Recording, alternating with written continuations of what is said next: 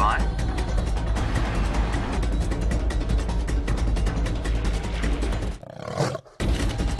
5, 4, 3, 2, 1. You are live, you are live.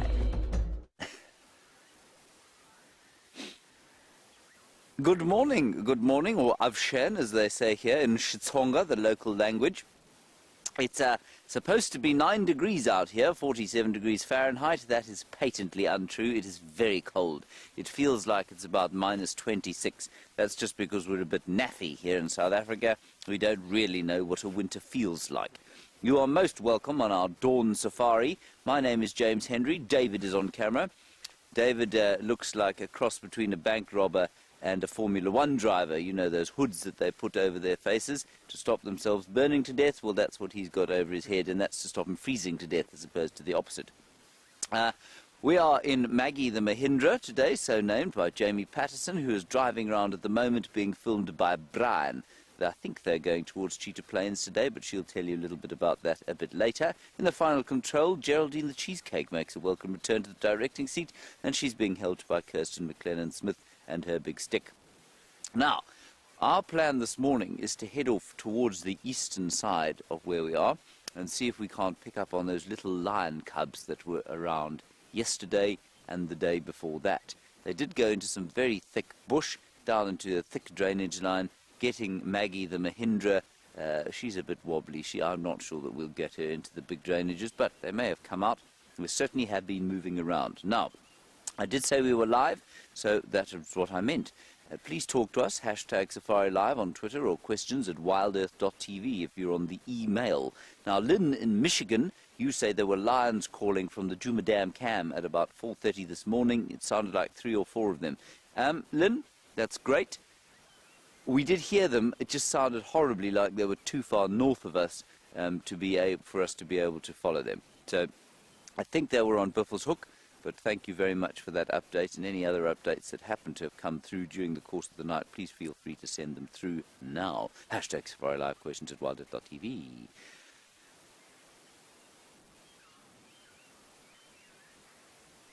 We're just having a bit of the dawn chorus here. Lots of birdies calling. Let's go across to Jamie. She's got a mammal for the morning. Starting off this morning on a somewhat smelly note, we've got a large waterbuck bull, the symbol of the Sabi Sand, which is of course where we are at the present moment, looking upon us with a disdainful expression as we wrap up in our beanies, scarves, jackets, and in my case one hot water bottle. He's got a nice solid fluffy coat to protect him from the elements. Good morning, my name is Jamie, and this morning I have got Bryan on camera with me, and stand by for a second. The thumb was jacketed up and very warm and had to actually remove all of his layers in order to make a very quick appearance. We've come through to Treehouse Dam to just see whether or not there's any chance that Karula, the queen of Djuma, the female leopard that we all know and love, has not decided whether or not to come back to the north into our Traverse area. We're going to see if we can't figure out where she may be. Yesterday afternoon she disappeared off to the south, just like our waterbuck is currently doing. He's also vanishing off into the distance, into the bushes, and we're going to carry on.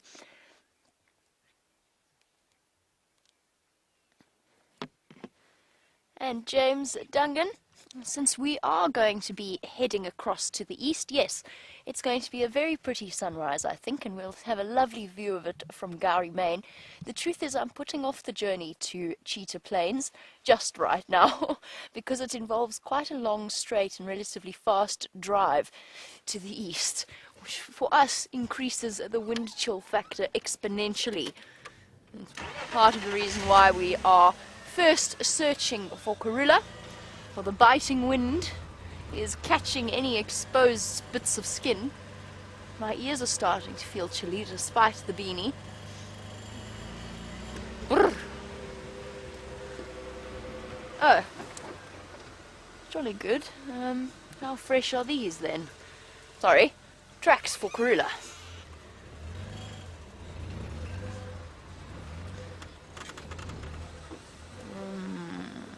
This is horrible sand. It's very thick, and it actually makes figuring out whether or not these tracks are fresh quite difficult.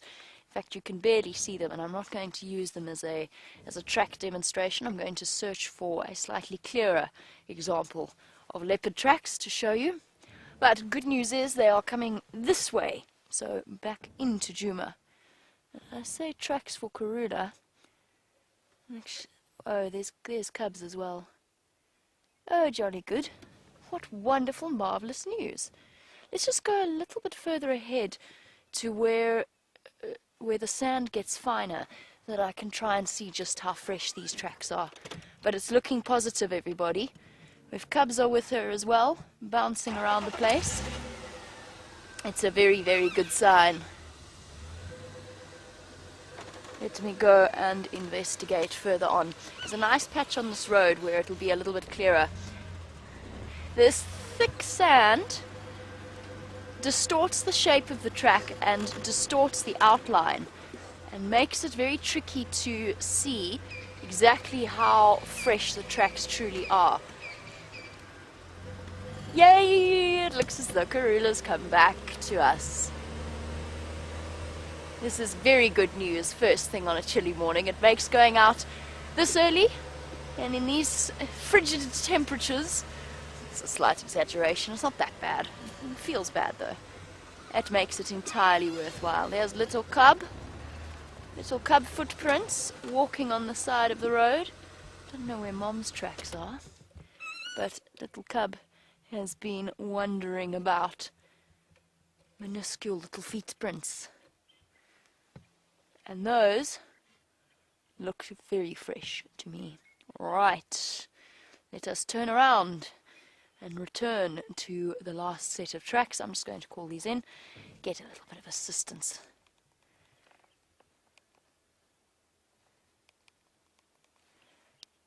Stations, it looks like tracks for Karula and Bantwans on Treehouse Road, Mobile east towards Treehouse Dam itself. I'm going to be following up. Okay, let us go and investigate.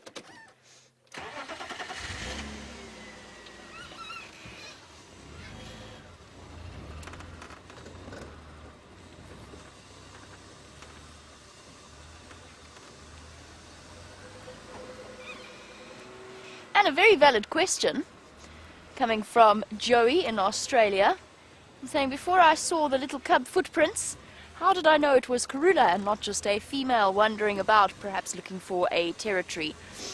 To be 100% honest with you, I didn't. It's factoring in all likelihood it's Karula. She loves this particular spot. It's the part of her territory that is basically the heart of her home range at the moment, the areas that she's covering.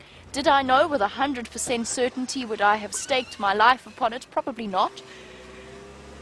But it's almost certain, just because of the area that we are in and the fact that she just loves to use this road. It seems to be her favorite place at the moment. But it's a good point, Joey. You do raise a good point, and perhaps I should be more clear about that in future, about the fact that some of it for us is guesswork, relatively educated guesswork, but guesswork nevertheless. Right, where are they? Let's go nice and slowly, because those cub tracks are crisp and fresh. Going in here. Okay, we are going to do some seriously careful investigating of the area. I suspect she's in this drainage somewhere. While we do that, let's go back over to James, see if he has any updates for you.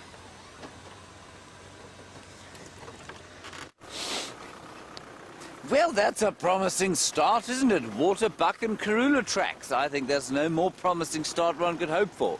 We are easing our way down to the great valley of the Mulwati in front of us there. And, well, we're doing it quite slowly because it is quite chilly out here. And we don't want to miss little lion cubbies or their tracks on the road. Wouldn't it be nice to have leopard and lion cubs today? I think that's definitely a very good way to start the weekend.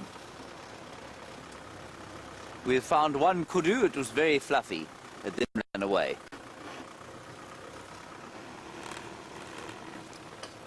And Aaron, as you correctly point out, Saturday has been very much Caturday in the last few weeks. And so with any luck, we'll have Caturday here. Allow me to turn around in the Mahindra. Now, you must just remember that Maggie the Mahindra is rather like driving a boat. Hang on a second. She sways from side to side.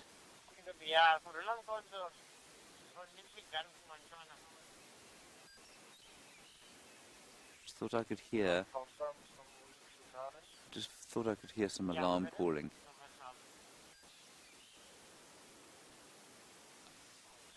No, nothing so far.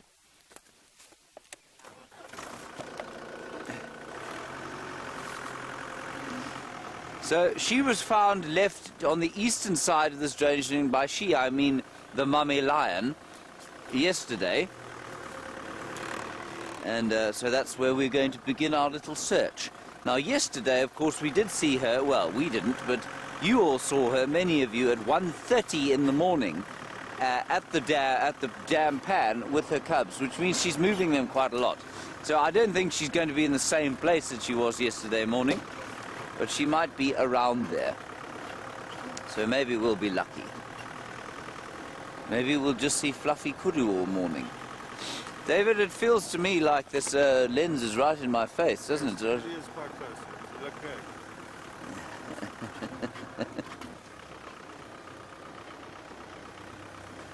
Hello, William in Oregon. You say due to your work schedule you haven't been able to watch the safari lately. William, there is no work schedule more important than watching this.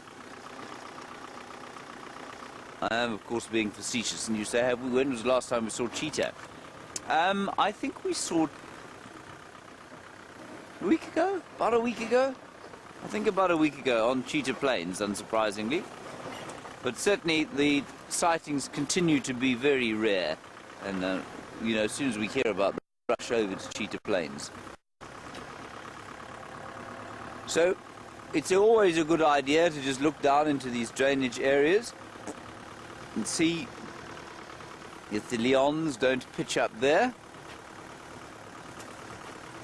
And then I think as the sun pops out, or as the day starts to break, you'll find that they will spend a little bit more time in the open, maybe playing. And that's what we hope to catch now, possibly in the little area down below here where there's some pans and open areas. But they could have moved a long way over the course of yesterday and last night. And it was round here, of course, that Karula gave birth. Marilee, nice one from you. We were chatting about tracking all morning, and my mouth got a little frozen there. We have been looking at tracks all morning, and you say, do the animals read each other's tracks and follow them? Marilee, the animals, I don't believe, read each other's tracks, no. I don't think that they see them. I think they can smell each other quite effectively, though. That is either a lion-bellied colour stump. In fact, it almost certainly is. Oh, it's a lion. It is a lion-belly-coloured stump. Very nice. Well done, James. I'm doing very well so far this morning. So, Marilee, you'll find that they, much like a tracker dog, so if you know you've seen police tracker dogs, well, maybe, hopefully you haven't been followed by any, but you've seen them on films, and you've seen how they're used to track people. Excuse me a second. Marilee, they don't follow the actual footprints. They just follow the scent. And I think that's very much the same as what happens out here.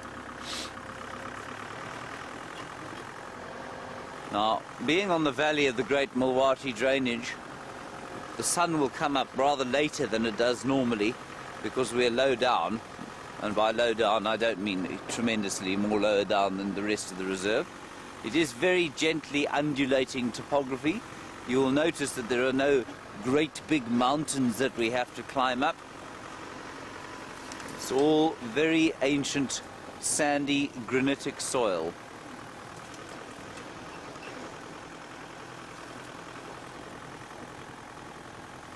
Hello, Lawrence in South Dakota. Lauren or Lawrence? Geraldine? Hello, Lauren. Yes, quite a difference between Lauren and Lawrence. The most obvious difference being a Y chromosome, or the lack thereof. Lauren, I'm going to assume you don't have a Y chromosome, and you want to know when, what month it'll start to get warm here. Lauren, we'll notice a difference probably by the end of July even. August will definitely be warmer, but it's funny, somewhere between the end of August and halfway through September, it's like summer arrives. It normally happens almost overnight. It's the most uncanny thing. It does, I mean, it will gradually get warmer, but then one day you wake up and you think, it's actually hot today. It's changed. And that normally happens between sort of the third week of August and the second week of September. But August will be much warmer than this. This is the coldest month that we'll have. And I don't think it's been as cold as it was last year. Last year we had reports of... Sorry, my earpiece is playing havoc with me here. Geraldine, did you say I was linked to Jamie? Ah. Right.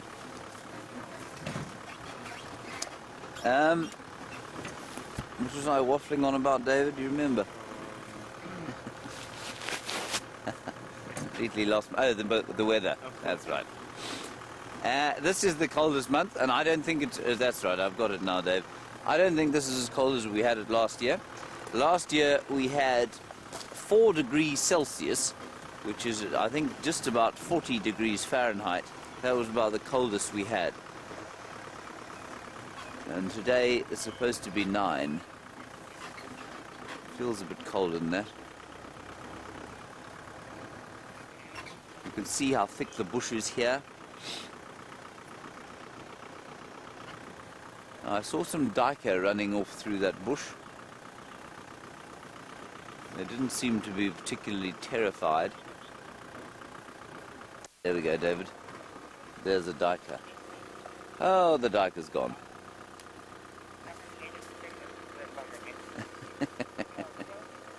Our first mammal ran away.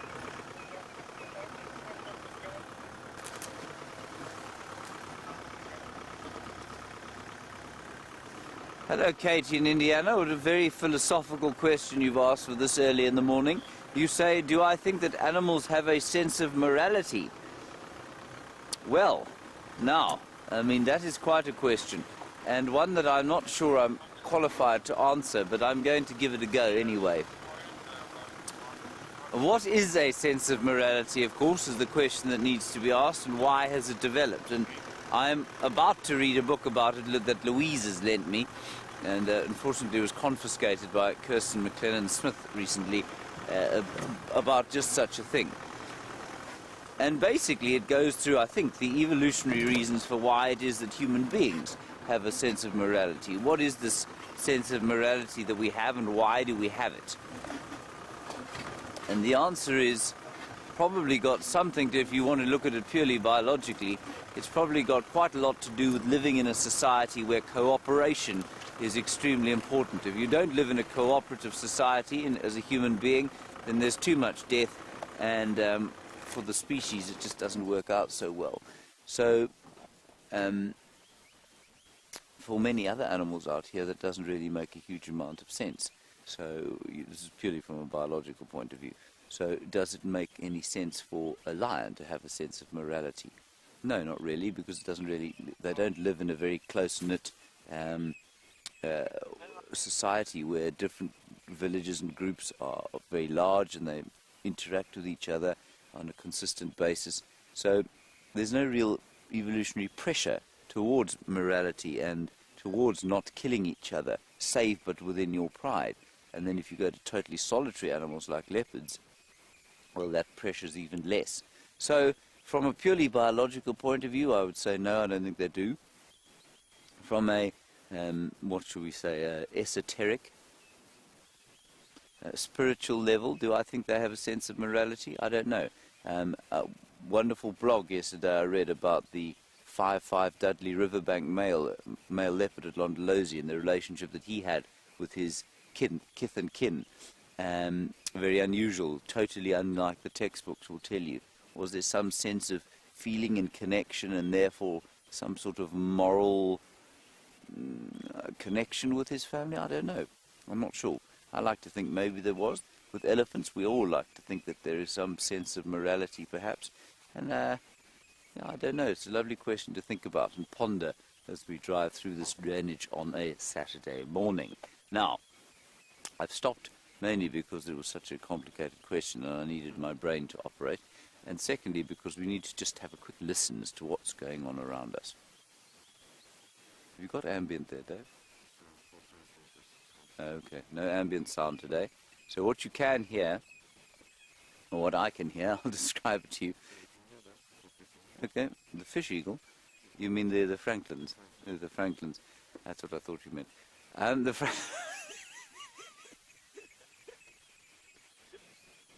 Franklins are calling.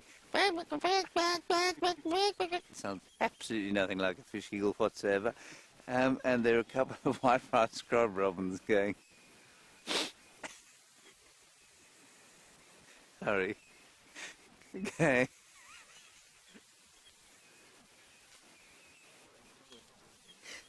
Maybe you did. I didn't hear one. And white-browed scrub robins going. I can't whistle now. Great plethora. The flock of ground-dwelling fish eagles that are calling from a bush just down over there. All right. I haven't seen any tracks of this lion, so we'll do a loop of the block.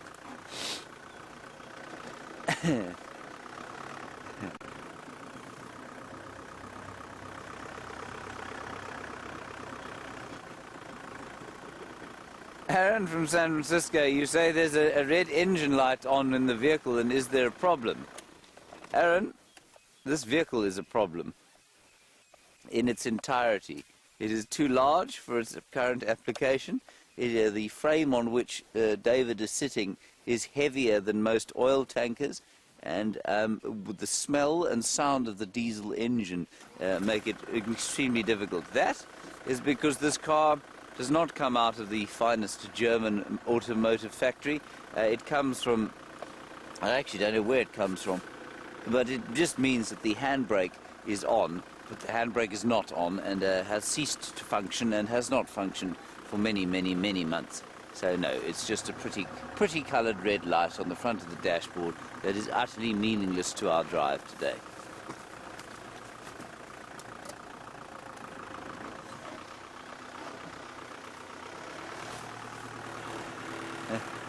Curious one, you say your grandmother had a sewing machine that sounded like this Mahindra.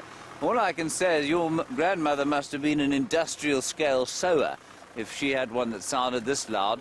This is a beastly loud car, and that's because it wasn't designed for the current purpose. I think we're going to get stuck here, David.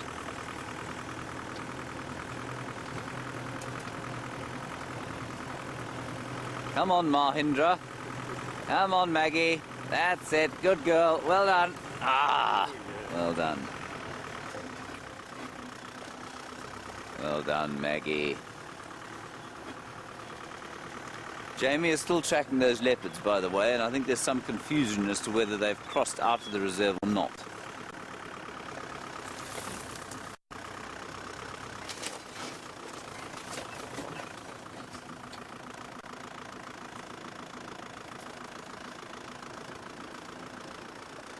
Now, Joe, in Australia, you've asked a very good question to which I do not know the answer exactly. You say, and it's a very good question, do animals, or like lions, if they're tracking kudu, or will they smell kudu and then track them till they find them, or do they just blunder about the place until they spot them? My instinct is to say the latter. I don't think that they track them by smell. I think once they have them in sight, perhaps they use smell. But I don't know that they move always, you know, with the wind in their favor. I don't know if they're cognizant of that. Some people will tell you that they are. I'm not convinced. I think there's quite a lot. I think it's largely based on sight. I think it's largely based on walking through the bush, walking through the territory. They know they're going to hit something eventually. And then they go into a mode that may use the wind to their favor and try and get into a situation where they can smell where the prey are or where the prey cannot smell where they are. So I think it's largely done by sight, Joey. There may be a few animals that don't do it like that, but if you watch wild dogs hunting, their noses are never to the ground. You know, it's not like they're ever sniffing with their noses on the ground. Their heads are always up and they're looking and they're looking and they're listening. So I don't think there's a huge amount of eye involved, at least nose involved. Let's just look down here, Davy, into those sort of dry riverbeds and in the fringing bushes. Sorry, Dave. And in the fringing bushes is where we're likely to see these lion cubs, I think. Anyway, Dave is now at a very astounding angle because he has no movement or no way to move on the camera there. Well done, David. You'll be very supple by the end of this drive. Or you'll have some sort of detached or slipped disc.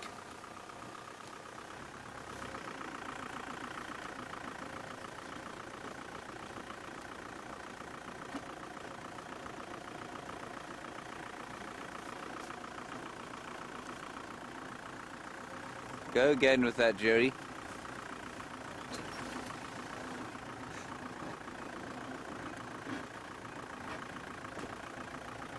Taylor, hello, I'm not sure I've spoken with you before. Taylor, you want to know why kudu are known as the grey ghost? I didn't know they were. I suppose if they're known as the grey ghost, it may well be because they're so elusive. They do disappear into bush very quickly. They're greyish in colour, I suppose. Taylor, I don't know. I've never heard of that. If you can tell me where that comes from, I'd be very interested. They are very secretive, and they will disappear at a moment's notice, as evidenced by the ones we saw this morning, which you didn't see because they were so ghostly and they disappeared.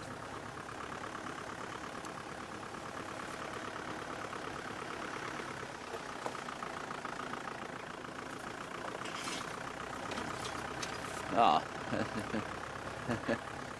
Apparently our great resource Google says that kudu are known as grey ghosts because they are so good at hiding in thickets. I would have thought that was fairly obvious. There might be another reason for it, I'm not sure. Thank you, Taylor. You can see the sun is now starting to peep through the leaves.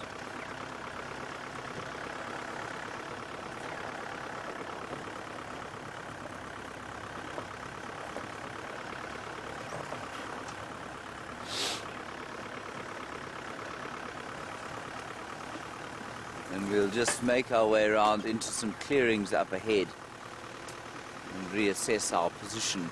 I haven't seen any lion tracks. Some of these roads are quite hard though, and so it wouldn't be unusual to miss them. There are a couple of beefalo tracks around the place. The other thing is that going wandering through the thickets in there, blinded by a thick bush, when you know that there's a lioness and her cubs in there, well, that can be a very high adrenaline sport.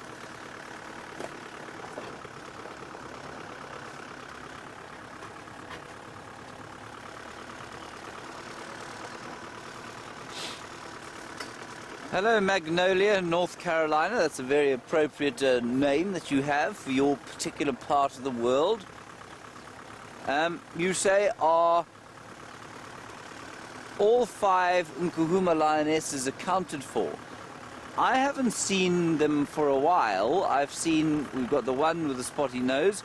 We've seen Amber Eyes recently. We have seen that other one knocking about. I think she's the one with the long face. Knocking about. Maybe she too has cubs, we're not sure. So, no, they're not really, I suppose. They're not all accounted for. I'm not sure where they all are. It's not unusual, though. It's entirely within the norms of lion society for them to be knocking around slightly separately.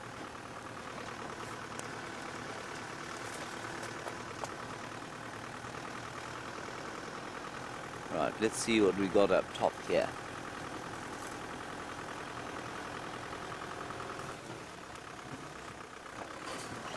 Not much at the moment. Oh, but we do have the sun on our faces, David. Let's take a moment to appreciate that.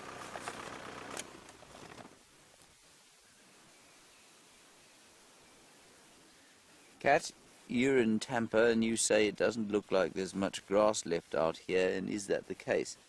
Kat, it is absolutely the case.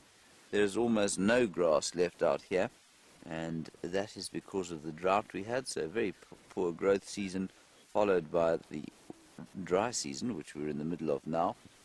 And Kat, that's why there is no grass around the place. And while the animals are okay now, as we go into the next few months, this is where they're going to have a bit of trouble. My earpiece is coming out of my ear, so I'm going to tape it to my face, and that should stop it happening. And therefore I shall be able to hear Geraldine's crisp, sweet tones more clearly for the duration of the drive. Put my gloves back on, because I am a ninny, and I don't like to have cold handies. My tootsies are also cold, David. Are your tootsies cold?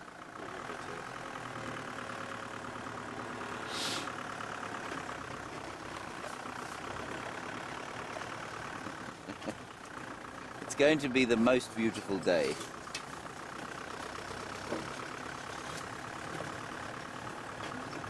Eventually, once it warms up.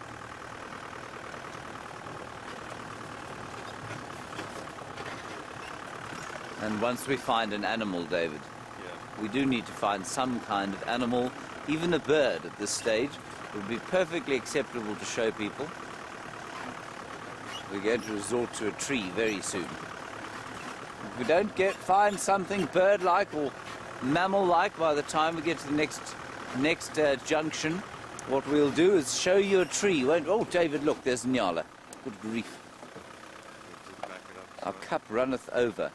Say when. I know it's very difficult for you to see anything.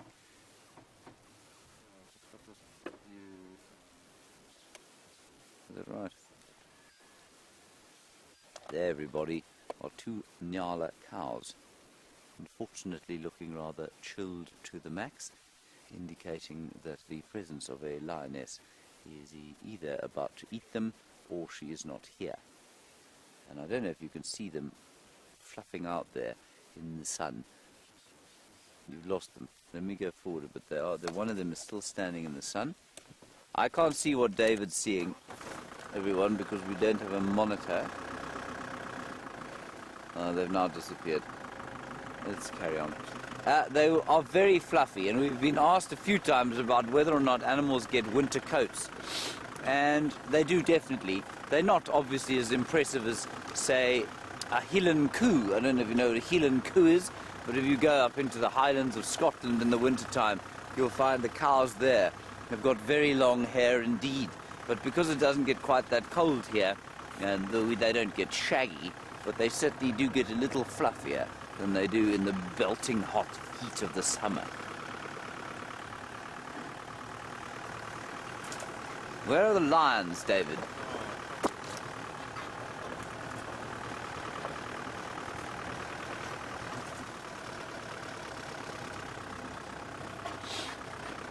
Hello, Bianca in Hungary. How lovely to hear from you all the way from Hungary.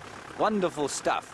Bianca, you say, who gets to name the animals that we see most frequently? Bianca, I do.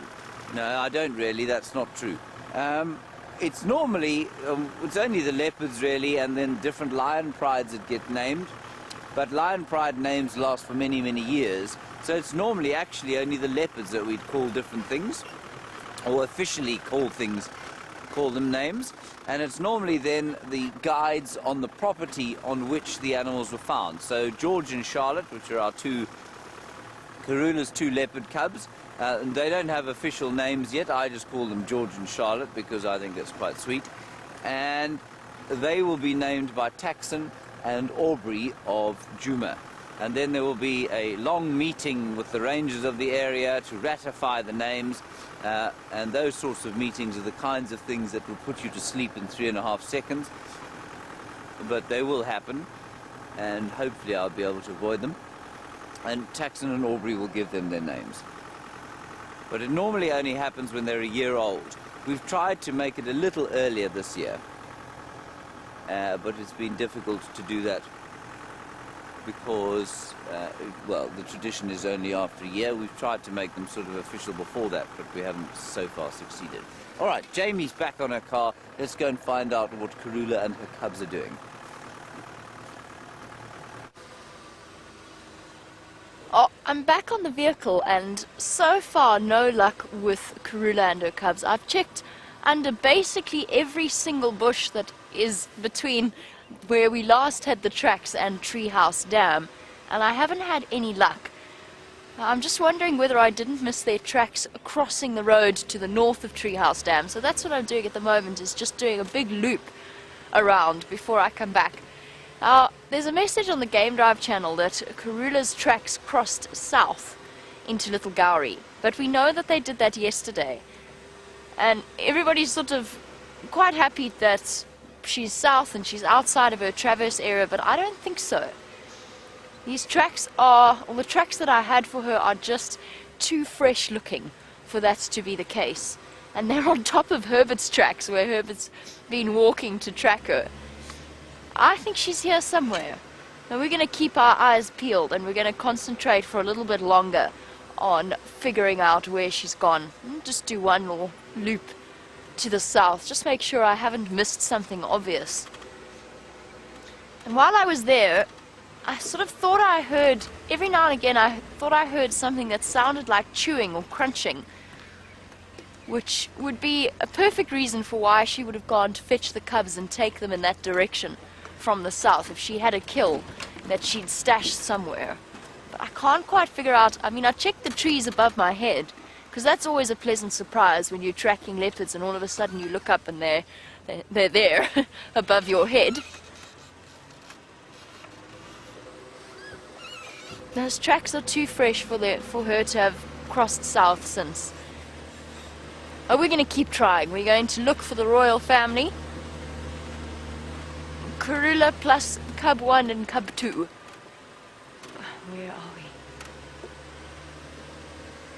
And at least the walk got the blood flowing a little bit.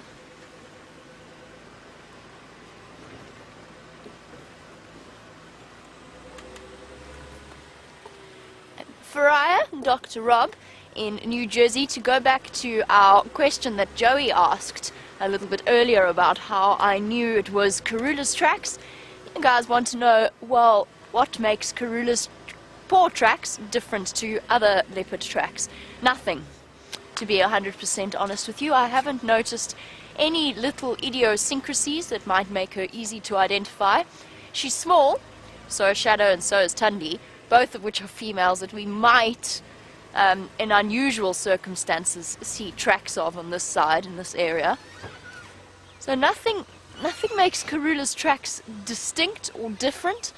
All female leopard tracks are relatively tiny. Karula, Shadow and Tundi, their tracks are all smaller than some of the larger females that we see, just because they are a slightly smaller line genetically of leopards.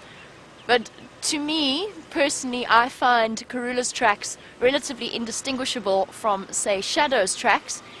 However, the fact that there are two sets of little cub tracks, from what I can see, one larger, one smaller, accompanying Mom's tracks, immediately suggests Karula, since she's the only female in this area that we know of with 2 young cubs. Now, is there a chance that another leopard with 2 cubs came wandering onto Karula's territory? Very, very unlikely. No self-respecting female would actually run that risk of coming into another female's territory, especially with little babies. The only time generally that leopards will sort of incur straight into the middle of another female's territory is usually when they're mating with a male and he's led them into another female's territory, or if they're seeking to establish themselves. But other than that, Female leopards tend to respect each other's space very effectively. Alright, she definitely hasn't come out here. She's here, I promise you. I've just got a feeling that those cubs are somewhere in there. Stop for one moment. These guys are looking very calm. They don't look like they've seen a leopard in recent times. But they're on the wrong side. Some very chilly male impala. The herd structure of the impala hasn't quite stabilized just yet after the rutting on the breeding season, where the males were separated from the herds of the females, usually by larger rams. These young boys waiting for hormones to settle before they can all become part of the herd at large. Bright red and fluffy.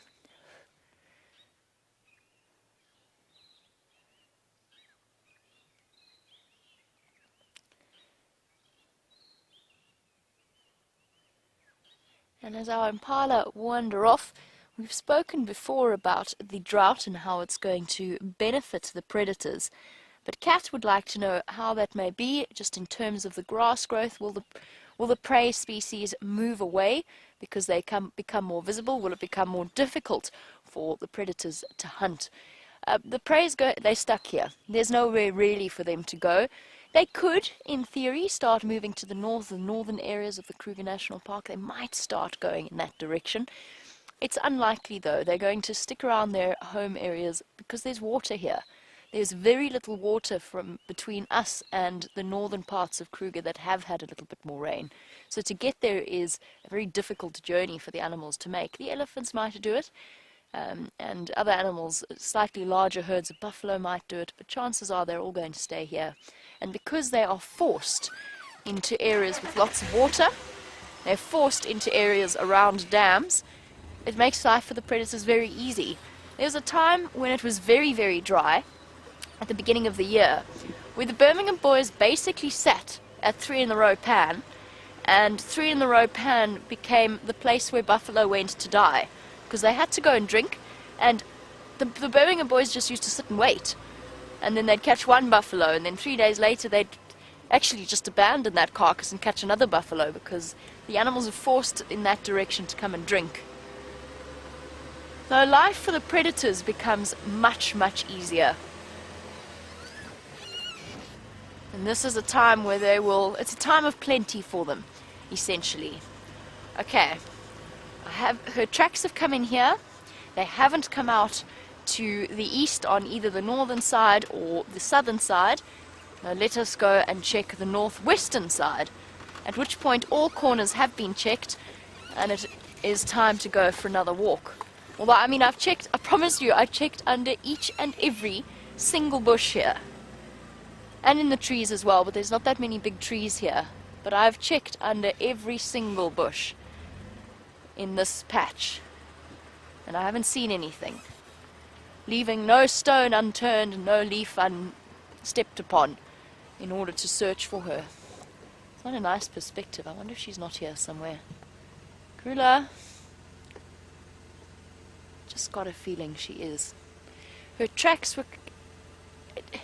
Leopards, when they're walking to somewhere, so when they're walking with a specific destination in mind, and even Karula, with her strange and somewhat unpredictable way of moving, they walk in a very deliberate fashion. They walk in a straight line. They don't mess around attempting to... Oh, my ear's so cold I didn't even notice my earpiece had fallen out. Didn't even feel it. I wonder how long that's been hanging out for. Yes, they walk in a very, very deliberate way. In a straight line. They don't waste time. And that's what makes me think that the way she was walking, she's either in here or she's going to pop out somewhere straight ahead of me. Her tracks, at least.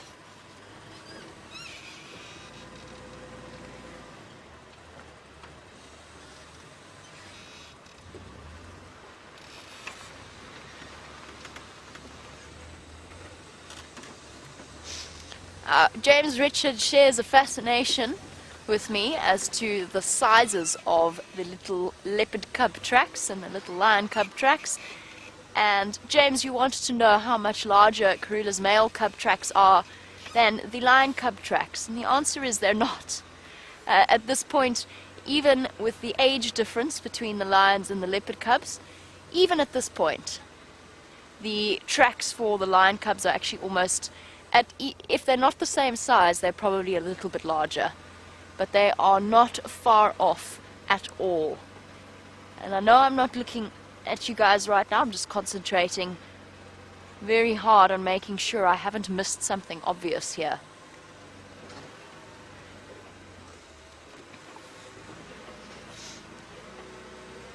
I'm reluctant to accept that she's crossed south. It doesn't make any sense for her to have crossed south when her tracks, fresh tracks, move so deliberately in this area, through this area. She might even still be moving. We might just have done a circle around her and missed her by minutes. By royal appointment only, we might have been a little bit late.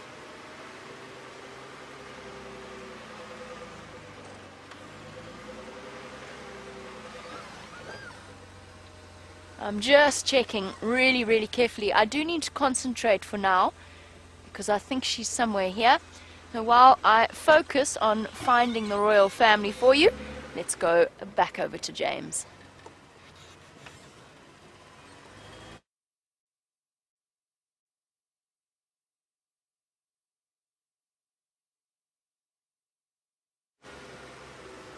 Whoopsie daisy. Well, it appears as though James doesn't have any sound, which is why you are back on the back of Rusty, but that's okay. We'll just search for Karula together.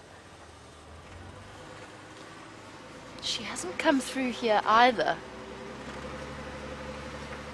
She's keeping us guessing in relatively typical Karula fashion.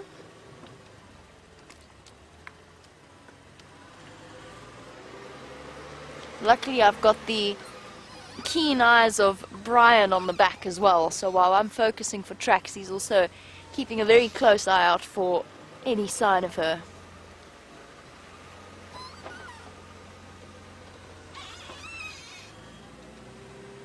Hidden. Now, chances are, if she has made a kill that she's leading the cubs towards, chances are it's either hidden under a very dense bush, the sort of the easiest that she can find to drag it underneath, or she's put it up in a tree, depending on what size kill she has made. If it's a big impala and she hasn't had a chance to feed on it, then it's probably on the ground. If it is something smaller, then it is probably in a tree. Stands to reason. So we've got to examine all options very carefully. Right, seems as though James is back up and running. Let's go across to him. Don't you think? I think you can hear me now, everybody. Sorry about that. We are on the bushwalk backpack on the back of this Mahindra. And, well, that brings with it certain challenges. Here, a little herd of nyala walking through the dawn light, and I was talking about how fluffy they have become in the wintertime. Well, there is more evidence of their fluffiness. And there's a very small little one. Can you see that one, Dave? Yeah. At the back. Tiny little nyala. Probably with the sibling. The one that the little one's walking with is a young male. You can see that from the horns sticking out the top of his head. And the cow in front that you first saw, I think, is probably the mother of both of them. Very sweet. And just, I know you can't hear so well, but there are robins calling, and there are orioles going, "Yoop, yoop." Lovely liquid call. Thick liquid, viscous liquid call. It's like a great big drop of sunshine being dropped somewhere. That's what an oriole's call sounds like. You quite like that, David, don't you? Yes. Okay, we're not far from Buffelshoek Dam. Let's pop across. Let's head to Buffelshoek Dam. We're not far from here. Apparently we are still experiencing one or two audio issues. We're all good here, Geraldine.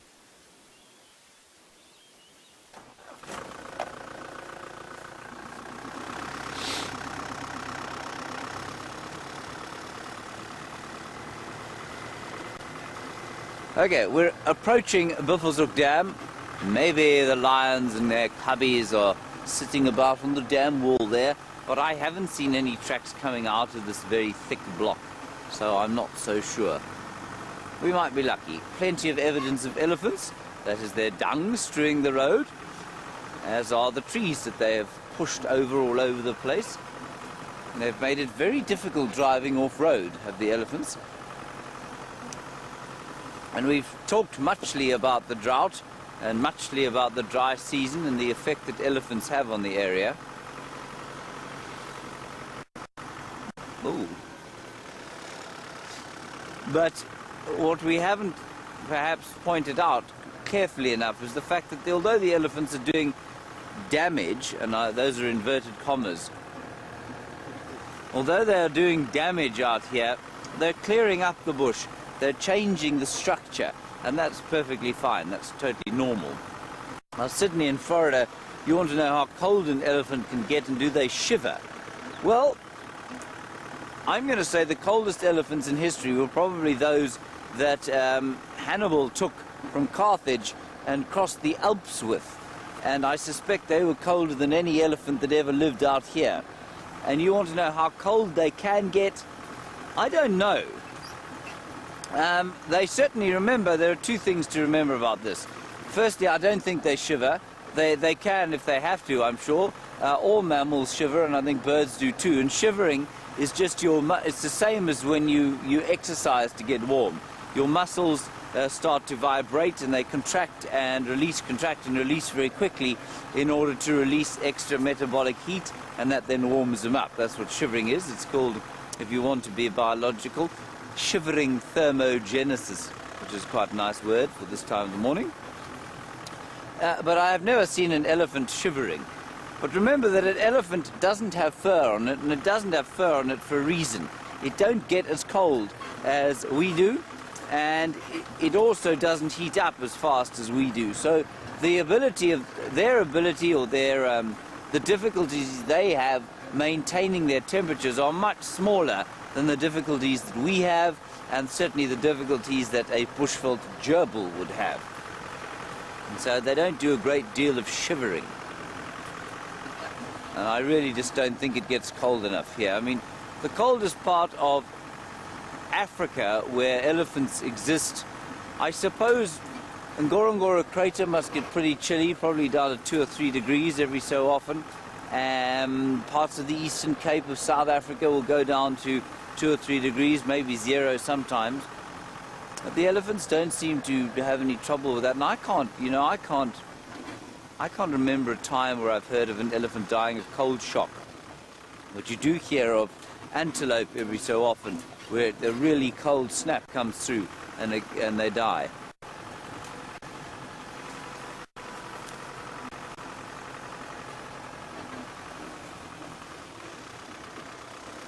Hello, Abshek. Nice one for you. What have you got, Dave? Abshek, you are wondering whether the climatic conditions in Africa have changed as a result of global warming, or has it always been this cold in the wintertime? Abchek, there's absolutely nothing here at Buffelshoek Dam. It's very distressing. Let me just pull over to the end of the dam wall and I will explain. And I'm going to use my exceptional drawing skills, David. Do you feel excited? Yes. I'm sure you do.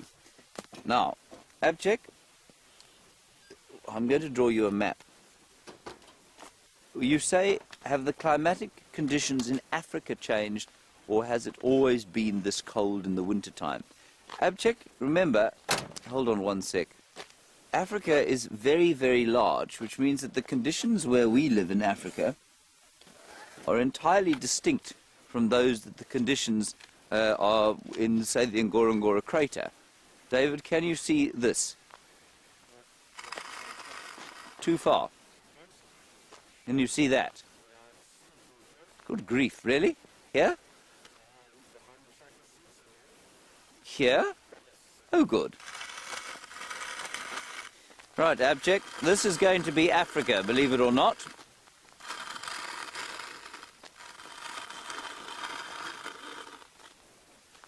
Now, Africa looks a little bit like this, very little. You must accept that I'm the world's worst drawer. There's the sort of bulge, goes down like that to Cape Town, comes up here, and goes down to the Horn of Africa there.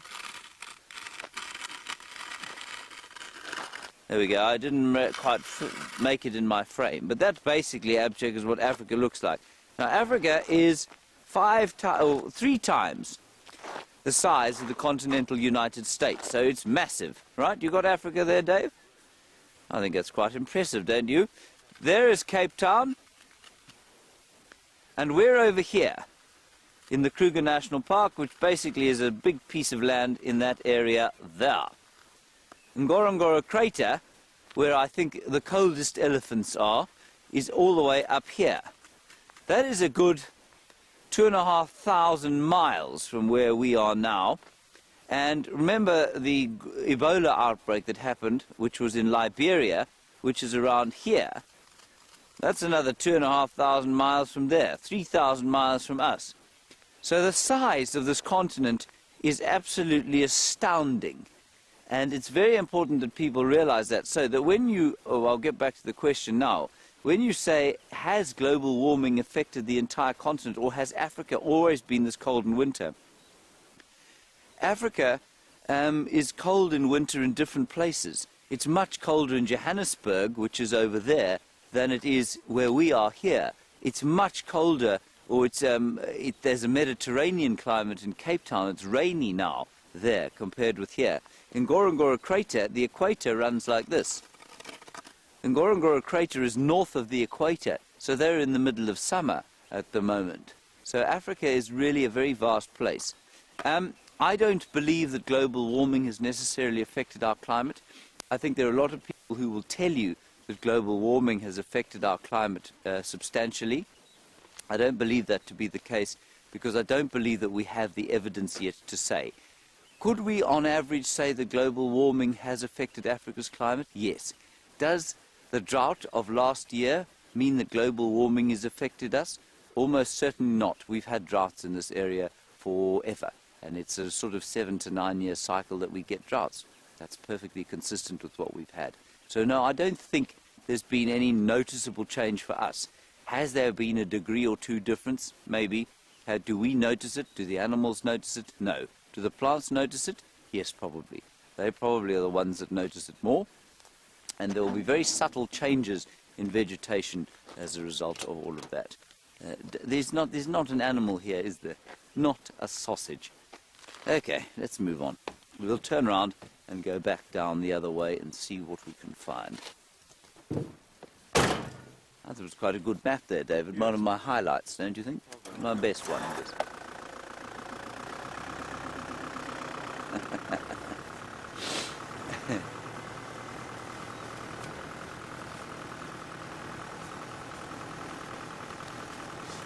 Hello, Donald in Louisiana. Nice one from you. You say, does frost ever develop here? I've seen frost in this area once, and that was at Ngala, where I was working. It's about 50 kilometers north of where we are now, 35 miles or so. It's no colder than it is here. That was just quite a chilly winter that we had. It was about 10 years ago. No, more. 10 or 12 years ago. So I would say, no, it doesn't occur here. Has it ever? Yes, probably once or twice. Not often.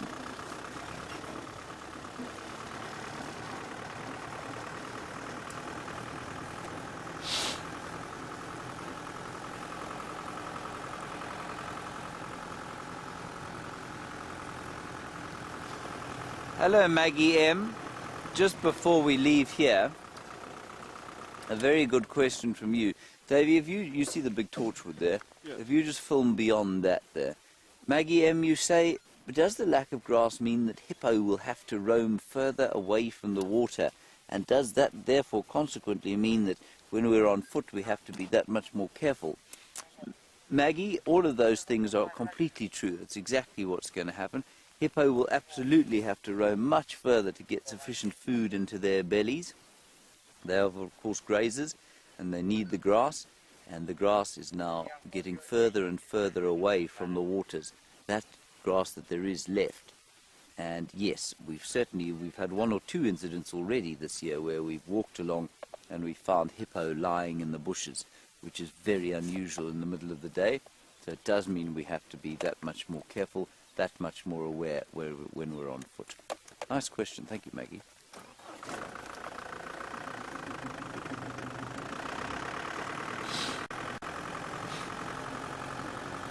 Let us drive down the way here.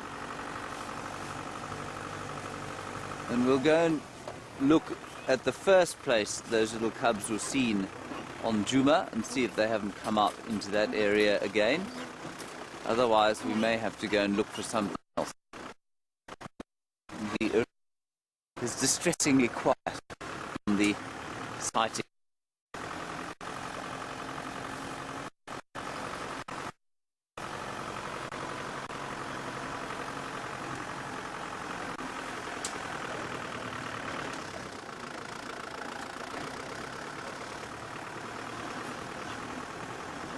Sorry about that signal breakup. Not unusual in this area, and especially not with a bushwalk backpack. You may lose us as we go down the next hill. If you do, I'm sorry, but last time I walked here it was fine, so we should be alright. Let's see.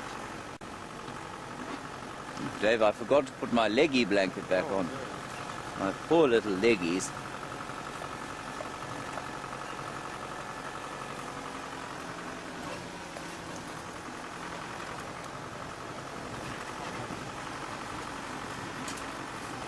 Oh, Scott, what a nice question. You say, I think if I heard you correctly, if the cubs get lost, will they find their mother? How will they find their mother? You say, you know she can find them, but how will they learn the area?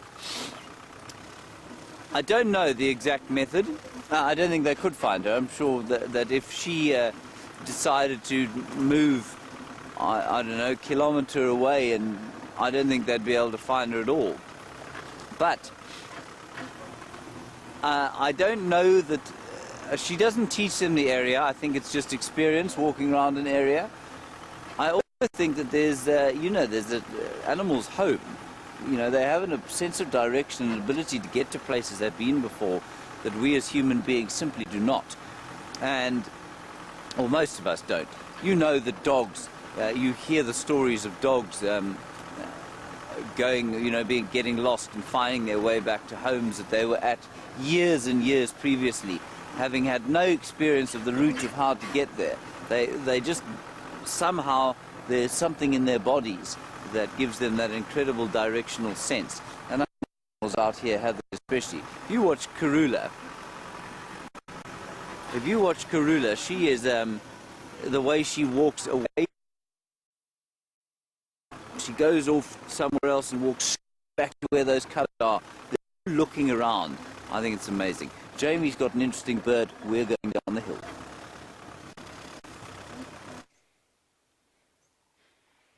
We've actually, in theory, got a couple of interesting birds. It's just that most of them are very small and very subtle. But we've got this gorgeous crested barbet warming himself up in the morning sun. A bird feeding party and not a leopard feeding party, which was the update I was hoping I could give to you.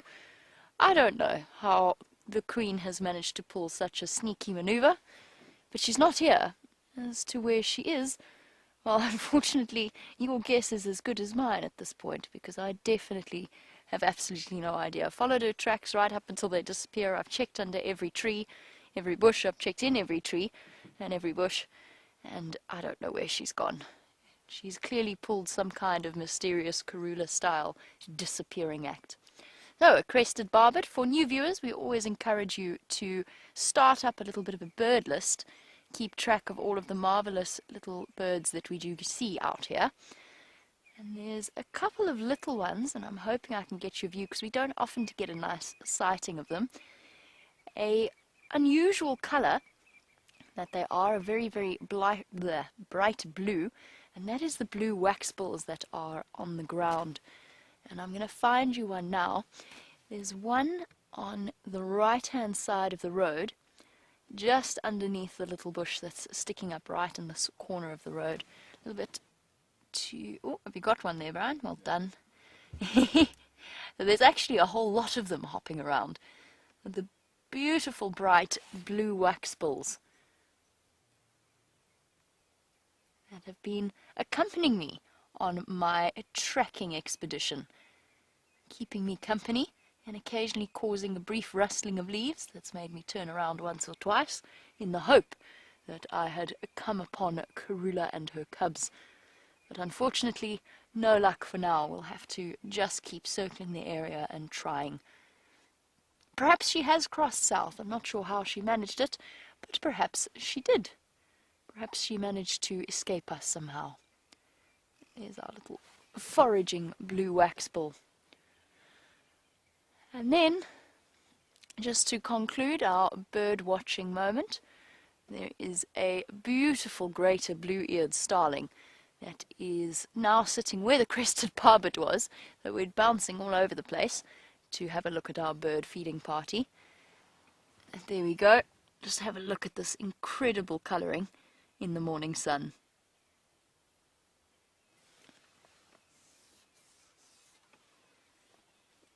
That incredible incandescence that the starlings have.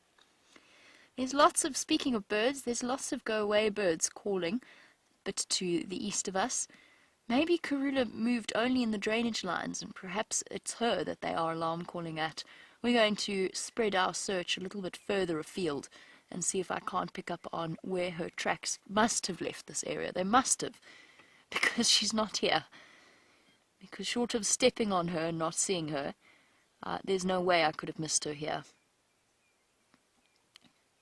Having a bit of a preen, spreading the preen, the oil that comes from the preening gland that waterproofs their feathers and keeps them glossy, shiny and in place, and also helps to stop the build-up of parasites.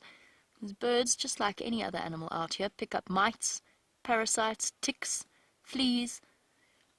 And the regular preening helps to prevent that. Looks as though it's a bit breezy up there. Very puffed up and very, very chilly.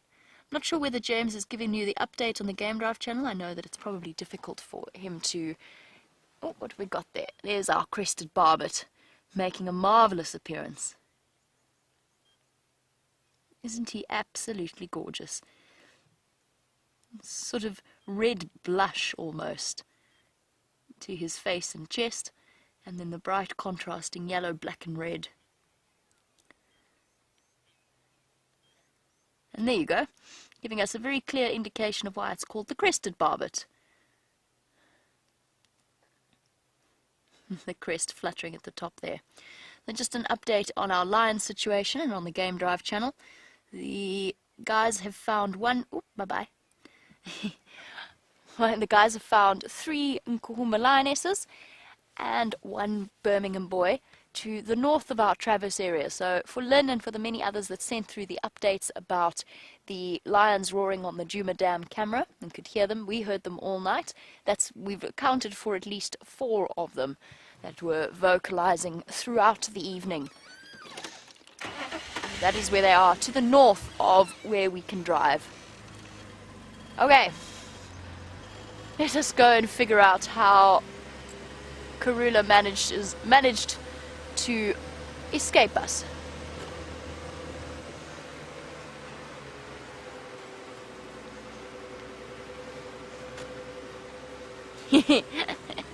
Joey's got an idea as to how we've missed out on finding where Karula went. He thinks perhaps lions and leopards are jumping over the roads in order to prevent leaving tracks. I've often said that before. It's a very regular joke between various field guides about the ways in which the lions and the leopards can trick us. Yes, they definitely can jump far enough. A leopard like Karula could spring over this road from a standing start without even thinking about it. Oh. Herbert! My hero! Hi, guys. She's here somewhere. Good morning. Sorry, guys. Let me just chat to Herbert. Morning, everybody. Morning, Jimmy. Morning, Herbert.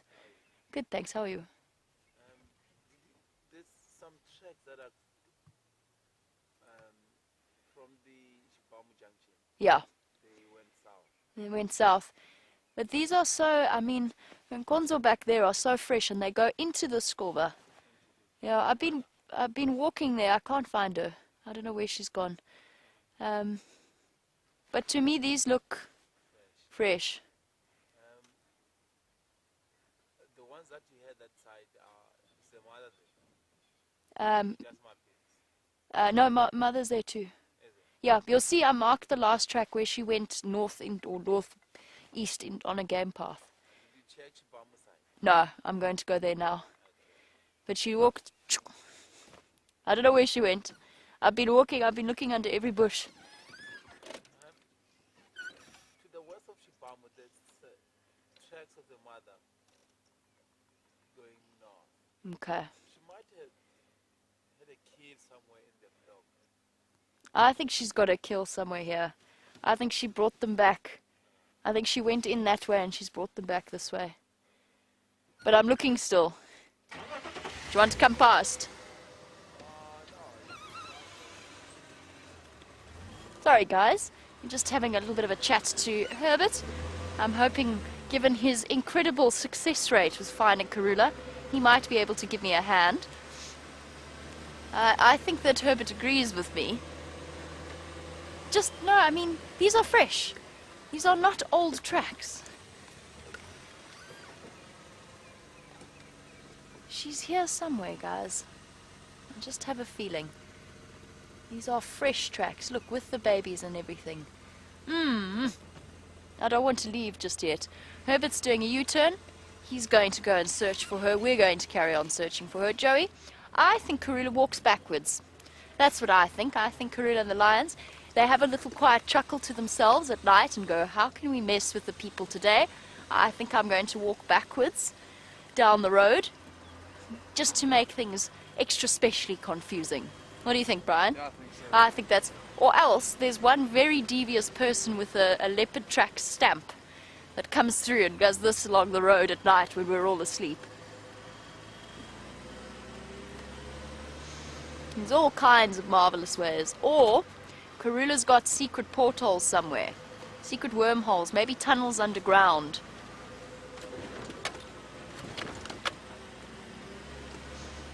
What do we all think? Maybe that's the solution. Maybe she's got secret underground passages. Like true royalty. Oh dear. Okay. Well, she's not still here. Or at least she's not in this block, and I'll tell you why. On top of a tree, surveying the area. Oh, it is going to be very tricky to get you a view. I think if I go forward... You got it. Thank you. This is what I mean when I say that sitting on top of the tree, surveying the area, a very sharp-eyed primate, a very relaxed, sharp-eyed primate. Oh, are we having a morning snooze? I think this monkey's got the way to do it.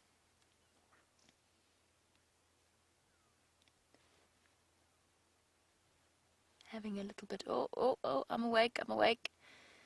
Dozing in the morning sunlight. Quick scratch. Excuse me, I don't suppose you've seen a leopard. I bet you have at some point. You probably know exactly where the leopard is. Not concerned in any way. It's time for a morning sunbathing session, a quick scratch, and possibly some grooming. Looking very comfortable. Now, the reason I say that the leopard is not here is if it was, the monkeys of this area would be going. They're very typical alarm call. Whenever I do it, I sound like Donald Duck. Brent definitely does a better impression. Bryan probably does a better impression than I do. I can do a decent one. Can you do a decent one for us, Bryan? Oh! Hey, look, he even looked at Bryan in response. Okay, Bryan definitely does a better, as usual. Bryan's imitations are absolutely marvellous. He's had a black-bellied bustard respond to him before, and a hornbill. And a hornbill. So Bryan definitely, I think, wins in terms of the WildEarth staff members that do animal impressions. Sorry, Herbert's trying to call me. Go ahead, Herbert. If he's found her, I'm going to be overjoyed and also cry.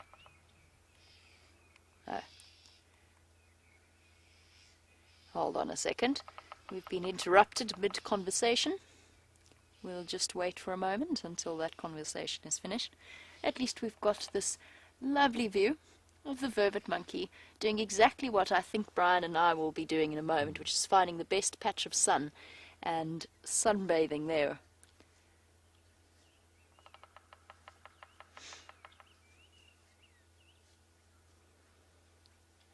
Those alarm calls still going on. It's warm enough now that the go-away birds could be calling in response to a bird of prey.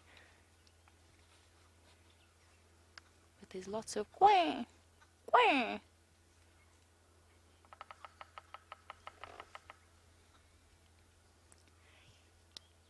Go ahead, Herbert. Sorry, guys. Let me just finish off chatting to him.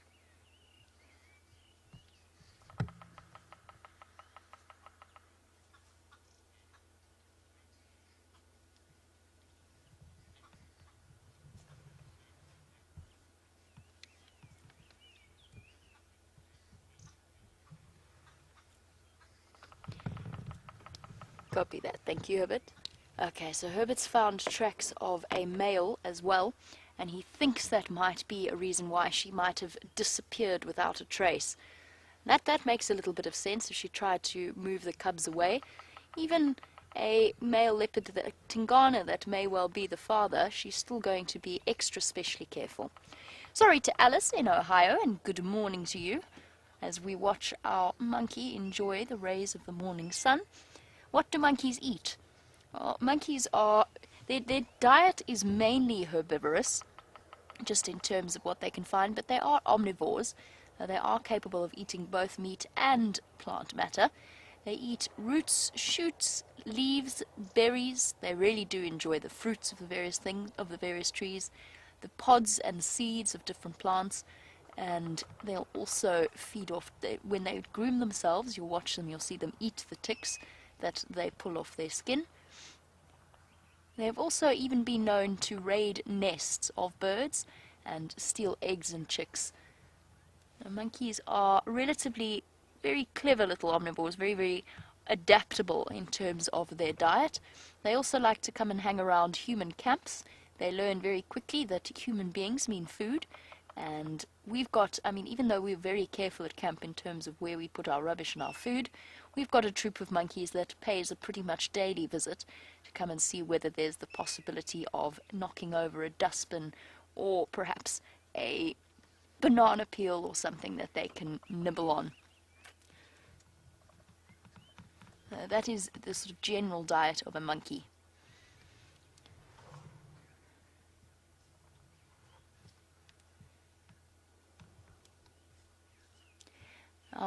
Monkeys are incredibly sharp-eyed, and they do, like our mongoose family, they do often take responsibility for keeping an eye out for the entire family. Now, Shamsan, you were wondering, is it one monkey that takes the sentry duty, or will it be a different one every time? The answer is there will be certain individuals that will probably accept that responsibility more than the others.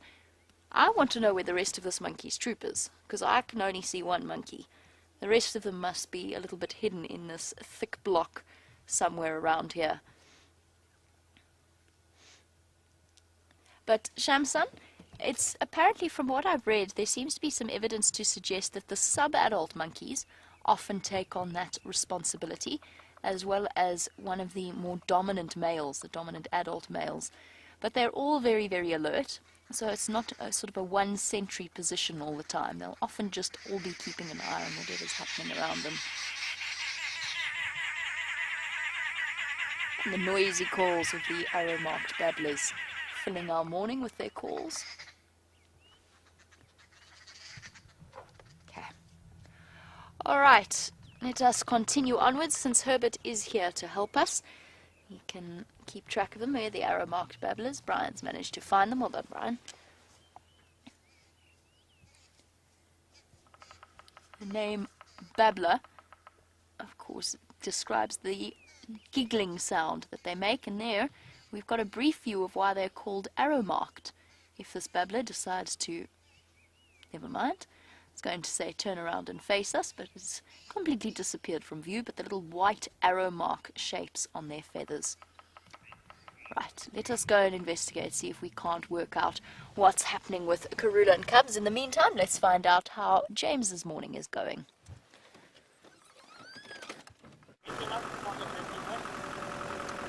I have found nothing, everybody. We have just been driving about the place. I've found one black chagra with a caterpillar in its beak, but otherwise that has been the sole achievement of my morning, other than just sort of enjoying the very pleasant atmosphere that surrounds us. David still looks like a bank robber. Indeed, I think that one day he should display his rather impressive balaclava to you. It's very modern, David. Sort of blue rather than black, and very tight. Yes. Yes, the kind of thing that an 80s bank robber would be very jealous of. Now, you'll notice I'm not holding the steering wheel. This is not because I'm trying to be clever, it's because my hands are very cold, and so I'm sitting on them, hoping that the warmth of my bottom will unfreeze my frost-bitten little fingers. The car is very kindly driving itself along the Mowawati drainage line, where I was hoping to see some lions playing with their cubs just in the sand in a patch of golden sunlight. Instead, no, instead it's just sand in the golden sunlight. So a little bit further along, Twin Dam.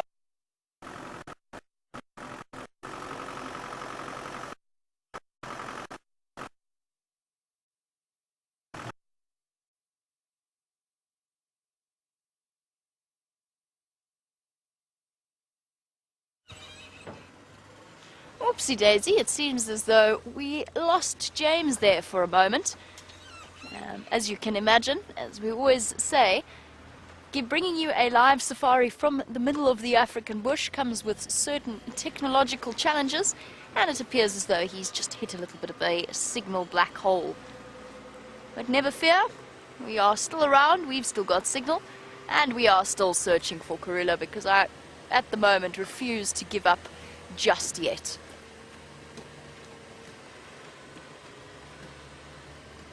She might be south. As Herbert said, if there was a male in the area, she might have ducked away.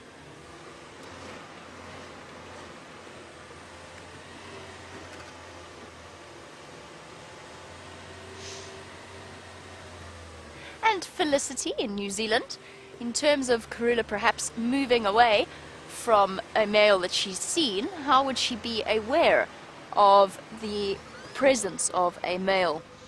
And the answer is she might actually pick up on their scent marking and their smell. So you know how even if the leopard hadn't marked his territory, even if he hadn't urine scent marked, you know how leopards scrape their feet when they urinate, when they spray their territory? And what purpose that serves, apart from sort of scratching the ground and spreading the scent a little bit, is it actually puts the smell of the leopard on their feet. So when they walk, they leave something like a scent trail behind. So it's kind of like when somebody's wearing a great deal of perfume and they've left a room and you can still smell them around that area. That's what it's like for leopards in terms of the way that they can smell and the way that they interpret the world. Now, that is probably one of the best ways that a leopard will pick up on another leopard. She might even have heard him. If it was a territorial male moving through an area, he might have called. But animals do have a far better sense of where other animals are than we do, just because their senses are so much more refined than ours. I saw movement up in the top of that very green tree at the back there, and I don't know if it was a bird or if there's something hiding there. I just want to stop and double check. I really don't want to run the risk of driving past them if they're somewhere here. And there's a good chance that Karula's little cubs, who are now proficient tree climbers, might seek refuge in a tree like that. It's a perfect leopard tree. And I don't think that's a leopard at all. I think it's a bird. Did you see that, Bryan? Yeah, I did. No, that's a bird. Never mind. At least I did see movement. But it's not a leopard. It is a maybe hornbill fluttering about there.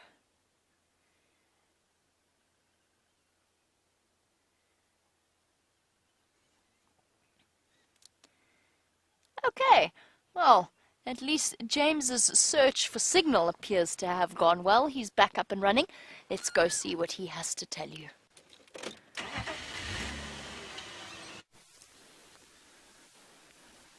But where is he? But where is he, do you suppose? There he is. Hello. I've come up here to... here on bushwalk. Can you hear me now? Coming, wait. Can you hear me now, David? I'm coming, I'm coming.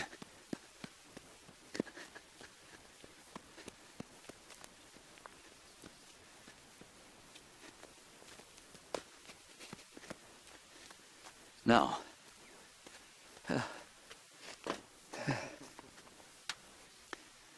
my yelling there, everybody echoed through the bushveld, and if I know Herbert's around here, and so's Jamie, and they must be wondering what's going on. I saw this the other day on bushwalk there, and it's called a bracket fungus. And what I just wanted to fetch was a sample. And so let me just flip it around like this. See amazing golden colours. Stunning. I don't think they're edible. As far as I'm aware, they're completely inedible. Look at that. And there are a whole lot of worms inside there. You see that, Dave? Yeah. I don't know what that is. I don't know what the hair is. I'm assuming that it's probably fungal mycelia, in other words, part of the fungus. But it seems to be a nest of some kind of grub that is going to hatch into a large adult insect at some stage. Anyway, I didn't take it all off, I just broke a piece off. I didn't think that there would be all sorts of other things in there. Could be toxic, so not going to sort of take a bite. There was something of vital importance I wanted to tell you about this that had relevance to Saturday morning. Oh yes, I think it's the thought of a fry-up with mushrooms for breakfast a little bit later on. That's what I wanted to tell you. So that's the bracket fungus, and it's called a bracket fungus because it sits like a shelf in the side of the tree. And the only way it gets into the tree is through the attentions or the scraping away of the bark by elephants. And the last time I came past this tree in a vehicle, there was an elephant standing exactly where you saw me. Just peeped my head round the side of that tree. There was an elephant there. Amazing that it's got up there. It's hooked away some bark with its trunk, tusks, and that's opened up an area for the bracket fungus to get into, and that's how the bracket fungus mycelia or spores have got in there. The mycelia, which are like the roots, have then spread out, and the fungus has grown. That's the story of the Saturday bracket fungus, David. Sore amazed, I know you must be. Now, we're going to head down towards Twin Dams, see what we can find there. As I was saying to you before, I was rudely interrupted by a lack of signal earlier.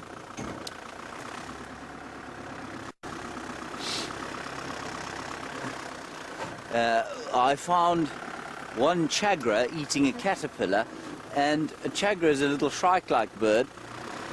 But what is interesting is that there are still caterpillars around, and both Jamie and I were the beneficiaries of Herbert's great eyes on our bushwalks the last 2 mornings, also finding caterpillars. What they're eating now, I couldn't tell you. Now, let's ease our way down to Twin Dams.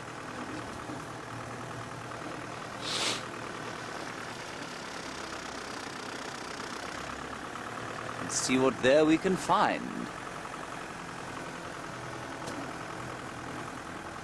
Because at the moment, things are a little quiet out.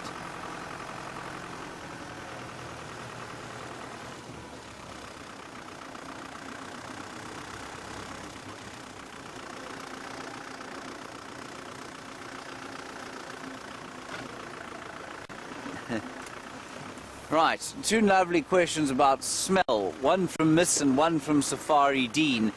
Miss, can you just quickly, not Miss, Jerry, can you just give me Mrs. one again so that I don't get it wrong?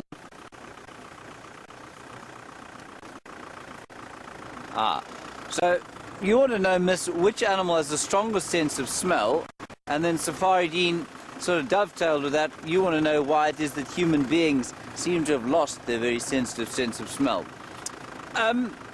Miss, I would say lots of animals have very powerful senses of smell out here. I'd say probably hyenas have the strongest. They are able to smell carcasses apparently at about 5 kilometers. I've watched Mvula track down a leopard, at least a zebra carcass from 2.5 to 3 kilometers. He smelt that, and I imagine a hyena is probably almost able to do it maybe 1.5 times that distance. Yeah, so let's say 5 kilometers, which is about 3.5 miles. And why, Safari Dean, you want to know, there's a duiker. It's running away, David. Obviously, it's running away so fast. It's leaving a dust cloud. You see it there? It's just on the right-hand side of that thicket. You got him there. There we go. Now, Safari Dean, why is it that human beings have lost their ability to smell? The duiker has now absconded. Oh, we haven't, but we have. Sounds like a very silly answer.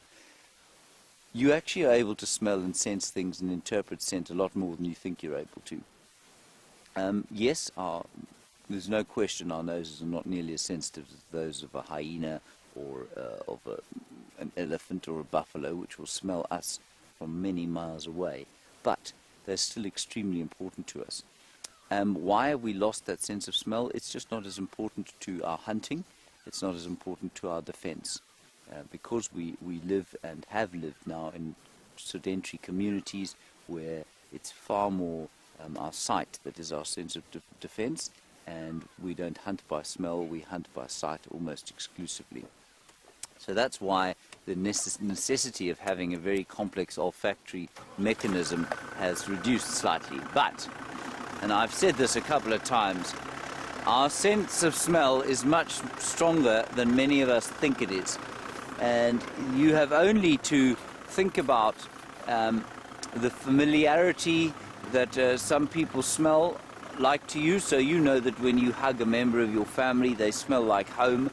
You also know that smells from your childhood and smells from will trigger memories in your body. Now that is an indicator of how powerful our smell actually still is. It doesn't necessarily mean that in our sort of urbanized society that it helps us to survive, because I don't think it makes a huge difference to our survival rate. But it does mean that if you took us back, if you put us into the bush, say, I don't know, before the advent of agriculture, 12,000 years ago, if you tossed us into the bush, you'd find that those senses of smell, those same things that trigger off those memories, that same sensitivity to other people's smells, would absolutely be crucial to our survival. Let us drive onto the wall here, mainly because it affords us a lovely piece of sun on our faces.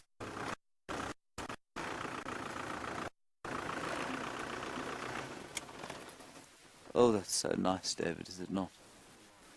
Now, this is a different dam. We're at Twin Dams now, far southern end of Djuma. HKP, you want to know about whether birds have a sense of smell. Birds absolutely have a sense of smell.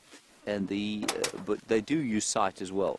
The most obvious example of a bird, or two groups of birds that use sight and smell differently, would be a vulture, a New World vulture and an Old World vulture. New World vulture would be something that you in the States, here comes a hornbill. There we go. A New World vulture, you'd call in the States a buzzard, but yeah, the condor, the Andean condor, is part of that group, and they hunt, believe it or not, almost exclusively by smell. And they do that because they hunt over the rainforests, and so sight is almost useless to them there because of the close canopy. Our vultures, because it's relatively open here, and if you look at this area from the air, it looks pretty open. Our vultures hunt exclusively by sight and not by smell. So yes, birds do have a very sensitive sense of smell. It's not necessarily always that sensitive, but they certainly do use their smell quite a lot. I'm not entirely sure why I got out of the car. I'm going to get back in now, and then we're going to carry on our merry way. I picked up the stick. I thought I might be able to tell you something about it, but I cannot. David, do you have anything to say about this stick? No, let's put it there. Maybe I'll think of something as we go along. It's very nice and warm in the sun.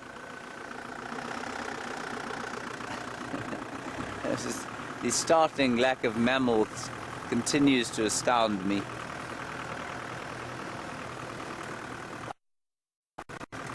You want to know what smell I remember from my childhood?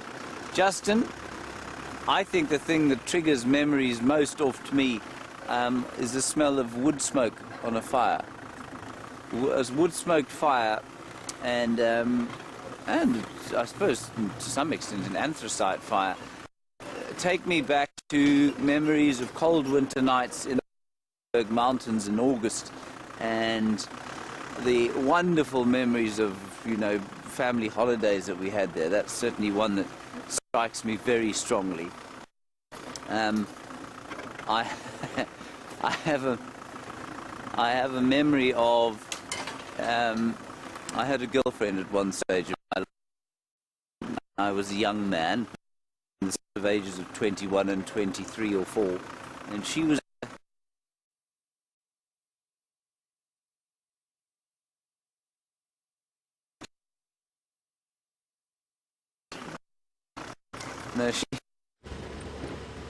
Oh, well, it seems as though James's signal has disappeared once again. However, you've found us on our way to the east towards Cheetah Plains. I've given up on Karula for now. Hopefully she does decide to make an appearance, maybe towards the end of the sunrise safari or on the sunset safari.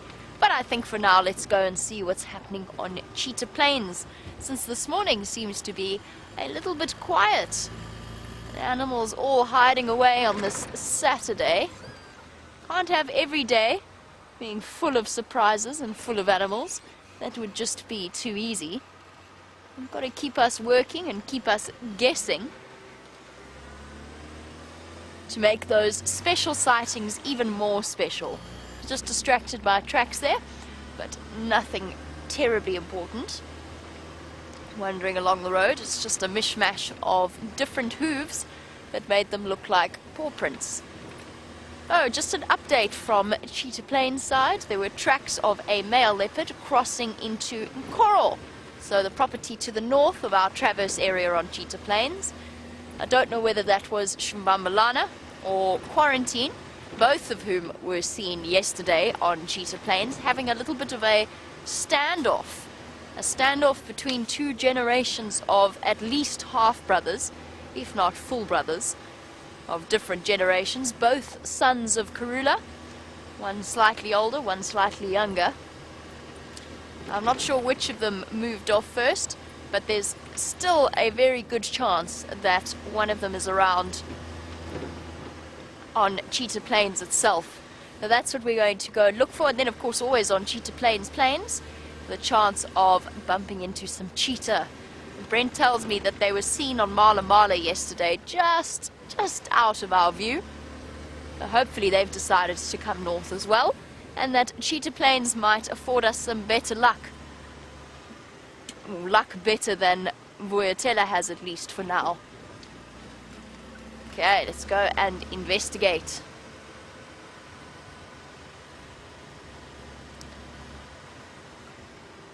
Oh, already?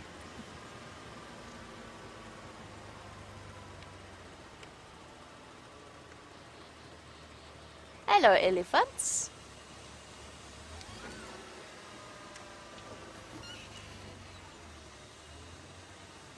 And good morning to you.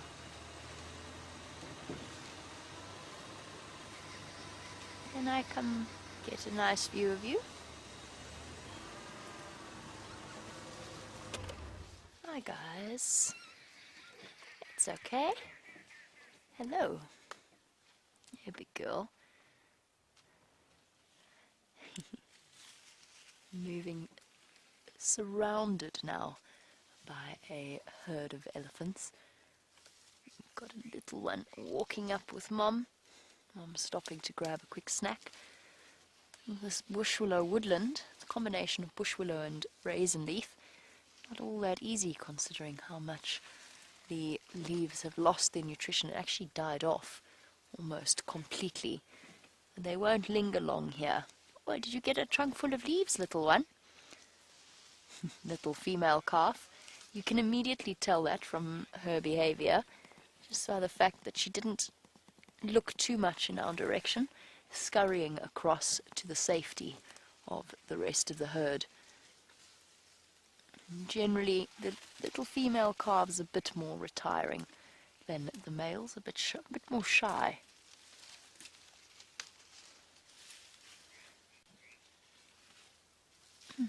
You can really see just how dry what these elephants are feeding on is. That's a red bush willow that she's currently consuming,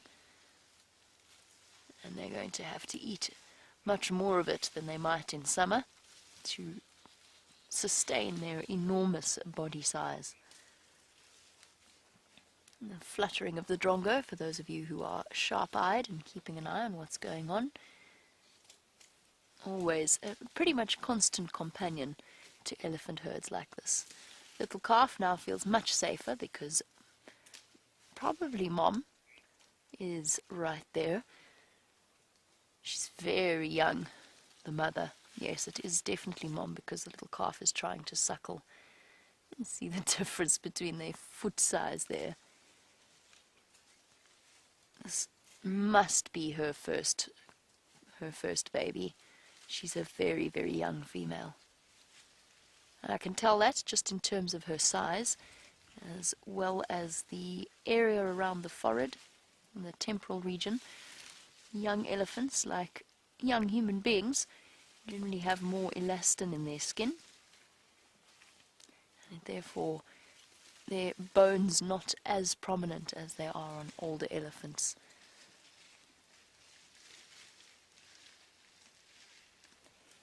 Look at that. How cool is that? A resting foot place, giving us a chance to see the fine lines and cracks that run through the sole of an elephant foot. Our ellies are moving off, and James has got one of the most magnificent of all the raptor species.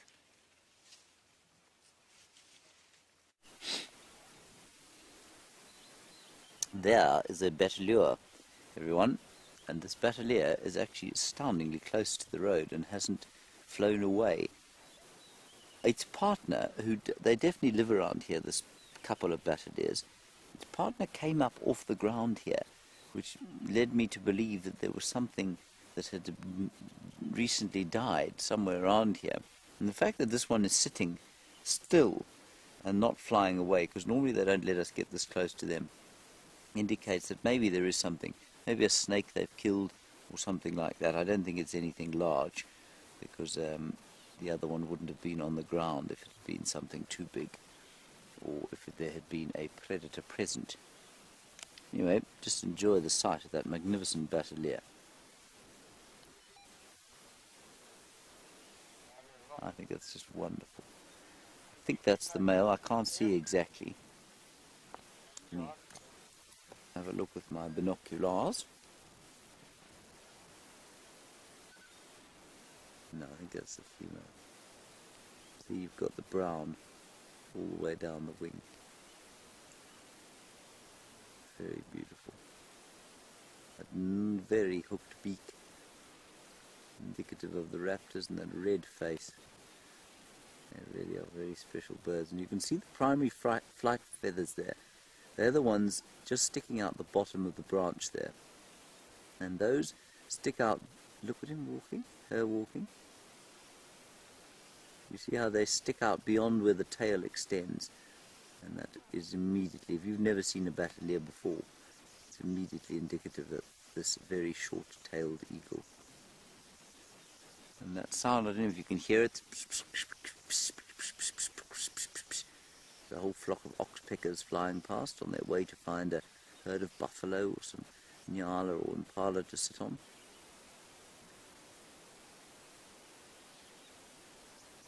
Amazing how a bird is able to turn its head so far around. It's 180 degrees there. And constantly just making little adjustments, preening the feathers.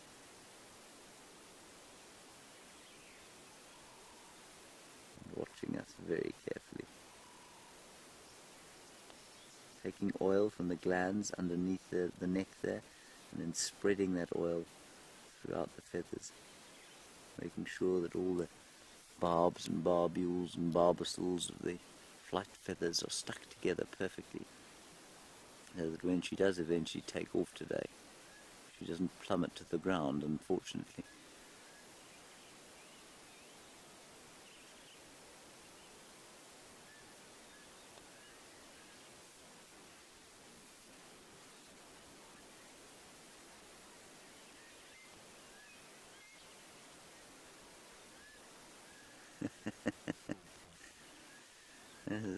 Wonderful. Thank you, Candace in Cape Town. You say that you've complimented my vocabulary. Thank you, that's very kind. You say you'd like to add to it with the word apricity, which apparently, and I had no idea that this is the case, apricity meaning the warmth of the sun on a cold winter's day. Apricity. I shall try and remember that. That might be right up there with the petrichor. Apricity. Thank you very much for that, Candace. Apricity. David, do you feel the apricity of the morning? I do. And sitting here, there's very apricitous. I'm not sure if apricitous is a word. Alrighty, let's move on from here. Let's see what else we can see. We're doing a last pass through the eastern sections of Djuma, and after our last pass here, we're going to go towards Treehouse Dam, where Jamie began her drive. Simply because we're not convinced where Karula's gone. She's headed off to Cheetah Plains so she can find something there. We, on the old Maggie the Mahindra, can't go anywhere other than Djuma at the moment, and so we'll go back into that area. I think maybe we'll be lucky. Herbert is around there, so let's go and have a look-see. We could also, of course, attempt the hyena den. Ah, yes. Sorry, my story that I was telling you about my olfactory senses, my sense of smell. I had a girlfriend, like I said to you, and she and I had, I think, what can only be described as a tempestuous relationship. We've all had those relationships in our time. We weren't very good for each other, let's put it that way. Anyway, she wore a very distinctive, very subtle but distinctive deodorant. And whenever I smell that, I'm taken right back to those tumultuous times. And I know that many of you will have that experience, where you'll smell an aftershave that you haven't smelled for a long time, perhaps, and maybe it was the same one your father wore, or your father does wear, and that'll immediately trigger memories. And I just think that our olfactory senses are much more powerful than we think they are. And, I mean, if you go even further into it, there's a lot of evidence to suggest that the way we select mates as human beings has a lot to do with our olfactory senses, and that we're actually able to tell the parasite resistance of potential partners by their smell, totally subconsciously, so that if somebody smells right to you, it's normally because they're resistant to a different suite of parasites from the ones that you are resistant to. And therefore your children, should you have any, will be resistant to both the ones you are resistant to and the ones that your sweet-smelling partner is resistant to. So listen to your nose, everybody. Be good for your kids. There's some impala, David. Can you believe it?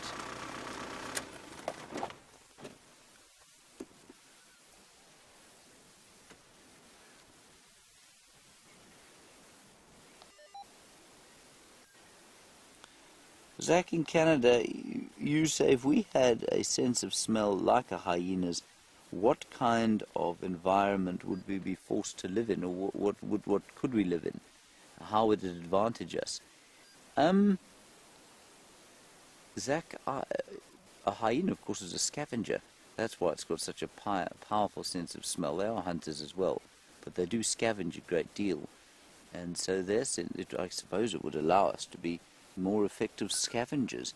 We would also be able to smell potential partners at 200 paces, which would be very good, I think. Zach, I'm trying to think on how else it would benefit us. You know, in our current society, I don't think it will. I think if it would.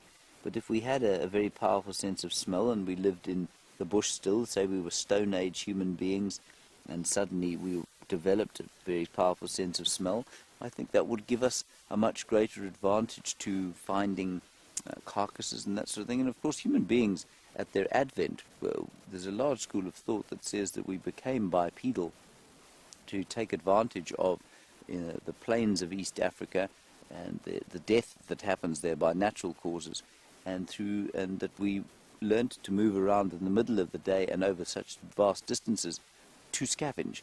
And I imagine then if we had very powerful senses of smell, that job would have been that much easier. But we didn't really need it, because by then, of course, we developed fairly large brains and good eyesight and cooperation. I hope does that answer your question, Zach? If it doesn't, please send it again and tell me to stop being silly.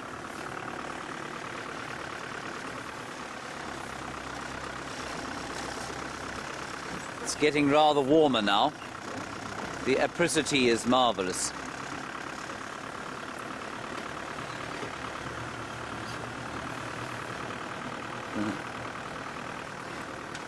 And someone called Van Buren in Missouri, is that right? Van Buren in Missouri? You say this must be quite a smelly adventure, seeing all the dung on the ground, and does it not make it smelly? Not at all. You know, the herbivore dung that you're seeing here is almost universally quite pleasant smelling once it gets a little bit older, and it's really not like driving through a field of dog dung, for example, or hyena dung, which would be extremely unpleasant. Lion dung, of course, as well, disgusting stuff. So no, the herbivore dung is like driving through sort of very subtle scented potpourri. Yes, the apricity is definitely taking over now. It's very, very pleasant. Thank you, Candice from Cape Town. The reason I keep repeating the word apricity is because if I don't, I will forget it. So I'll probably say it another 40 or 50 times during the course of this apricitous morning.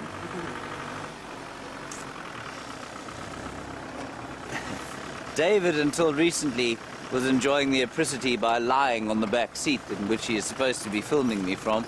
This is because the position at which the camera is perched is very uncomfortable for him. So he made do by relaxing, reclining like a Roman on a sofa, appreciating the apricity of a very warm Italian morning.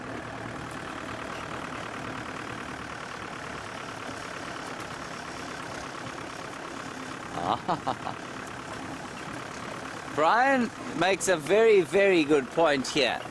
And it opens up another topic. Bryan, you say that there are people in Scotland that have their senses of smell insured, and they're whiskey tasters and blenders, and thank goodness for them in the world, I'd say. I mean, that's got to be one of the most valuable professions the world has, those of the blenders of fine whiskies.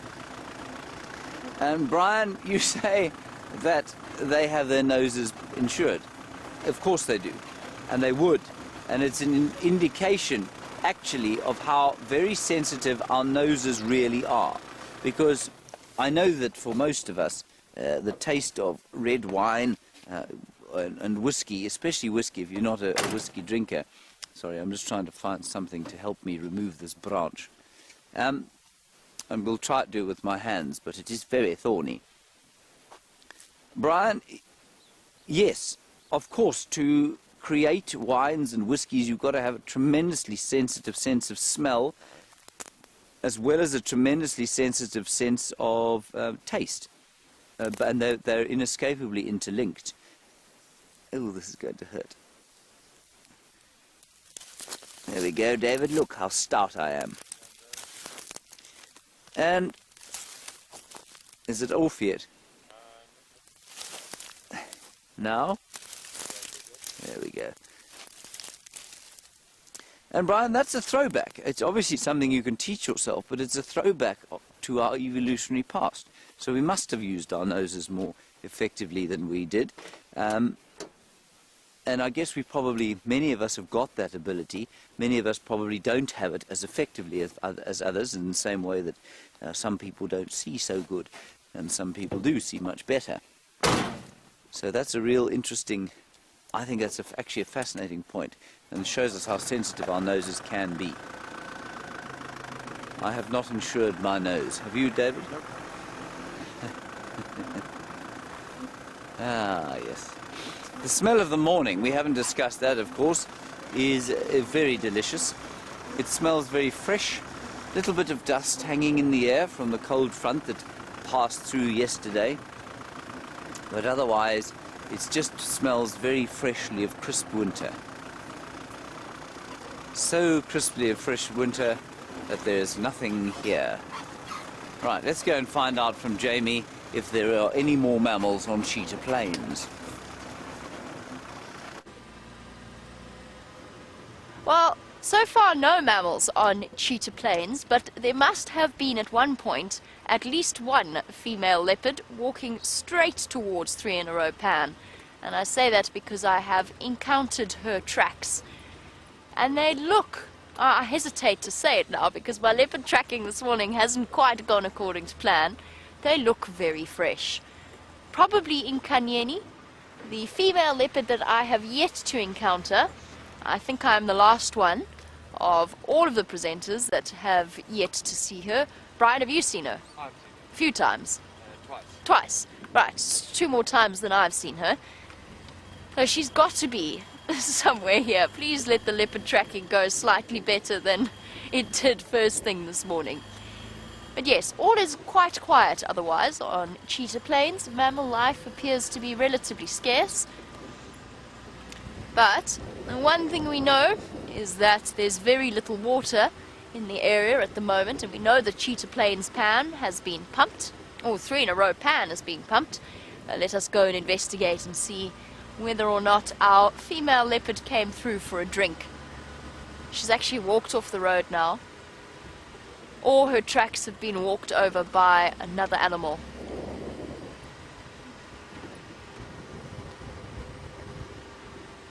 Oh, there's an interesting smell coming from 3 in a row pan. I know you've been discussing pleasant childhood smells with James. I'm not sure I would describe this as pleasant. It's quite unpleasant actually. But this is the northernmost pan of 3 in a row pan, and it's full of water for the first time in a very, very long time. The elephants actually pulled out their pipes, from what I understand, making it impossible for them to pump every single pan in 3 in a row pan. But they appear to have remedied that, and I think that's the reason behind the smell. I think it's just because this pan has been dry for a while, and it's now got water in it. Oh, there's a leopard.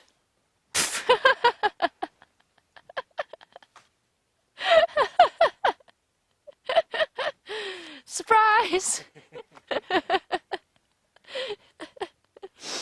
That was interesting. Hello, gorgeous. Very beautiful. Are you the lovely leopard that left the tracks behind? You don't look like a leopard that I have ever encountered before. Well, that was a pleasant surprise. Hey, guess what? My leopard tracking did go better than I expected. Let's go find out who's resting up on this termite mound. How wonderful! What wonderful luck we have had. Hey, high five, Bryan. Hey, it just goes to show you never know what to expect on a live safari, and when you are chatting about the smell of a pan, you might want to lift your head up and look elsewhere, for there may well be a leopard there.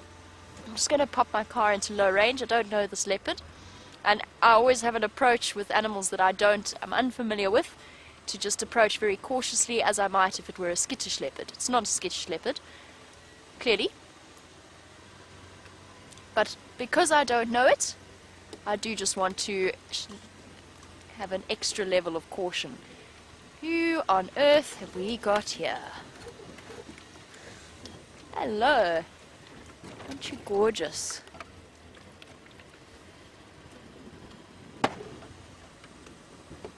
This must be...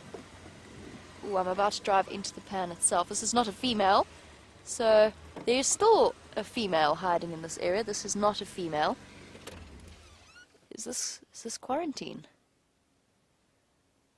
I have never met this leopard before. I need your help, guys. Who have we got here? Which leopard have we got? I think this is quarantine. My very first time seeing him. I think it's him, and I'm absolutely thrilled. Hello, boy. It is a pleasure to meet you. Aren't you absolutely gorgeous? I'm just trying to think if there's a better way to view him in terms of repositioning the vehicle, just so that Bryan's got a slightly better view of his face. It's definitely not his tracks that we were looking at earlier.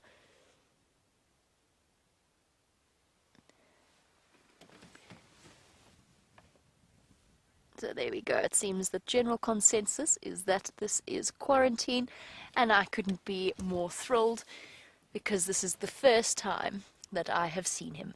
I have never ever... Quarantine did used to... I mean, he grew up on Djuma, and he dispersed with his brother Kunuma just before I started working for WildEarth. And then he keeps making appearances every time I'm on leave. Every time I'm on leave, he decides to come onto Djuma, catch a kudu or something similar, and then when I return, he disappears. So to see him is an absolute pleasure. I'm just quite surprised that I didn't notice beforehand. Absolutely wonderful, and James doing a fantastic job of calling it in to give me a hand.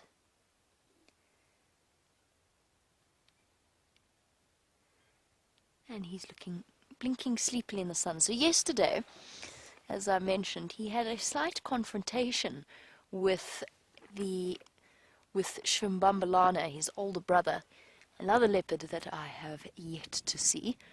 I'm not sure what the outcome was. I think probably there, as with most leopard conflicts, it was resolved by one of them walking away.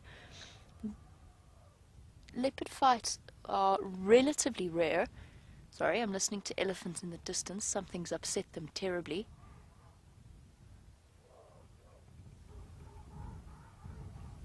Oh, goodness. Very upset.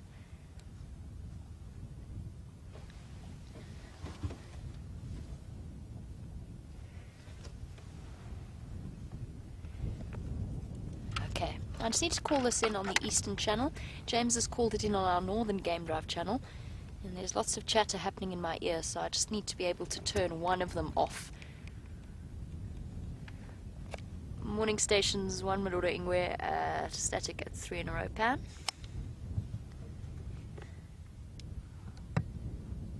There we go. Oh, never mind. That went through to poor old Jerry and the lovely Kirsty in final controls, because we've got too many radios here. And that's, of course, why I need to just maneuver things. Sorry, everybody. We will get back to talking about this amazing male leopard in a moment. I do just need to call this in. Morning stations. One Medora Ingwe static 3 in a row pan.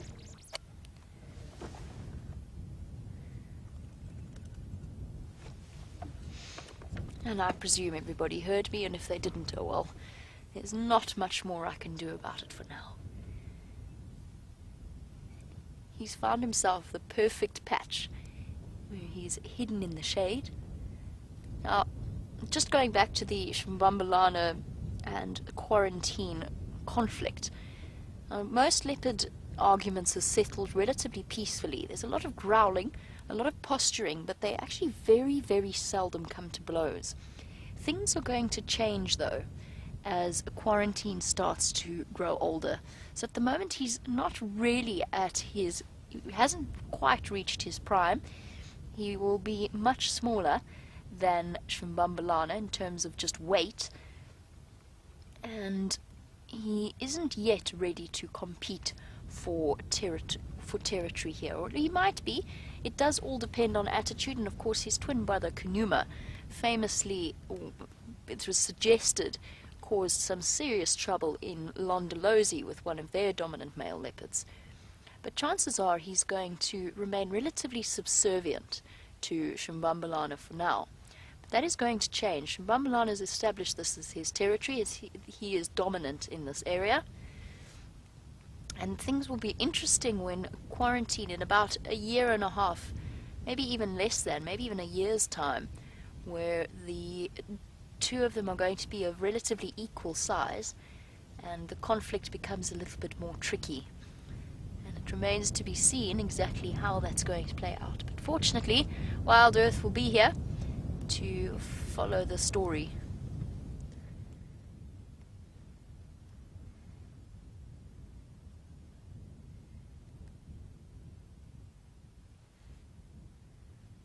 What an absolute wonderful surprise this sighting has been.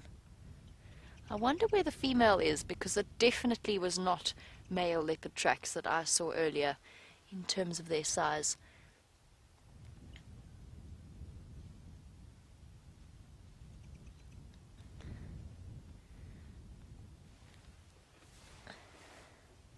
Oh, he's looking up. I wonder, I believe that when Brent was with him yesterday, correct me if I'm wrong, but I believe that he was actually looking quite hungry. I wonder whether or not he's managed to obtain a meal or not. Hello, boy. This is so awesome. Look at those incredible eyes of his. Sort of a light jadish color. It always is such a pleasure encountering new leopards. We love seeing our characters and our well-known and our well-loved characters, but for us it is incredibly exciting whenever we get to see or meet a new character, especially one like Quarantine that I've heard so much about. That intense leopard stare that he's currently fixed upon us, or before finding a more comfortable spot to snooze. And he's big. He's much bigger than I expected him to be. I don't know why. I mean, I just had an image in my head of Quarantine, having seen photos from when I first started here. Brent showed me photos of Quarantine and Kunuma, and it's obviously a year later, a year's worth of growing. He has definitely starting to develop that really thick neck of a full-grown male. Okay. Just shifting to a more comfortable spot and making life slightly more tricky. And let us reposition and see if we can't get another view of his head, although there's his lovely tail now visible to us.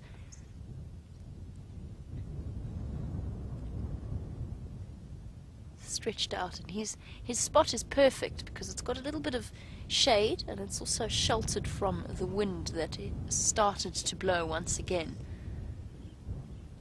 Seems as though whenever I make a trip across to Cheetah Plains, the wind starts to howl. Okay, let's reposition so we can have a view of his face. Hold on a second, I'm stuck in my blanket, bear with me. It's wrapped around my legs to keep me warm in the long Cheetah Plains trip.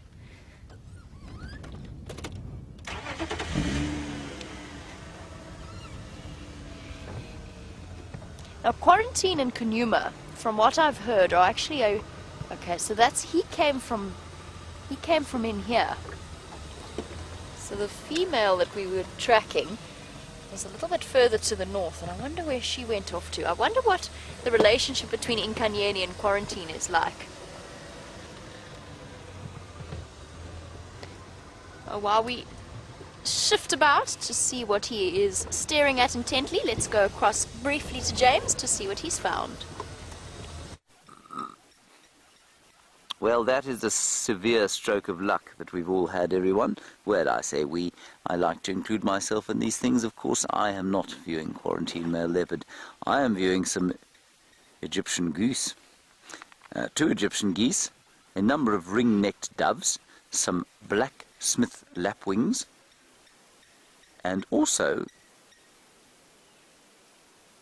Can you hear that, Dave? The tick-tick. There's a very strange noise. Hang on.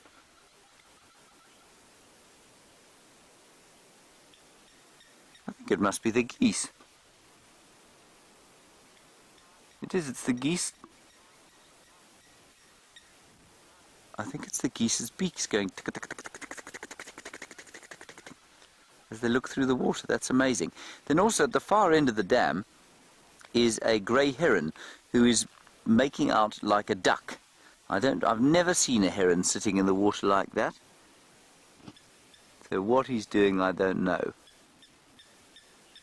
But probably waiting for a fish of some sort to come by so he can stab it and eat it. It's all rather peaceful. There's also a 3-banded plover here, which I'm not going to attempt to show you with this current lens, which is a bit short for birding. Anyway, that is the state of play here at the Buffelshoek Dam. Now, apparently there were lion tracks heading this way earlier today from the northern cut line, the Buffelshoek cut line. It's not too far from here. We're going to go around towards the east, see if we don't pick up something there. If we don't, then we'll head back sort of towards the hyena den. Maybe there's something there, but at least Jamie has managed to find her luck today. Here we go. We have been incredibly lucky, repositioned ourselves with another view of Quarantine's face, and I think he's actually a little bit miserable. I think he's cold. Quarantine does have a very serious face. As I said, it's the first time I've ever seen him. Now, young male leopards are just absolutely stunning. They really, truly are. There's something extraordinary about them. They haven't quite reached the older stage where they've got the thick neck and the dewlap, and whilst a full-grown male leopard in his prime is impressive and magnificent and awe-inspiring, a young male leopard, to me, is the most beautiful of all of the leopard sort of males and females. There's just something so perfect about them at this age. He's looking a little bit unsettled. I wonder if he didn't have another confrontation with Shimvambalana at some point in the evening. Shimvambalana's on Nkoro by the sounds of things. Perhaps there's something that occurred during the evening, or he's just hungry and a bit cold and trying to shelter away from the wind.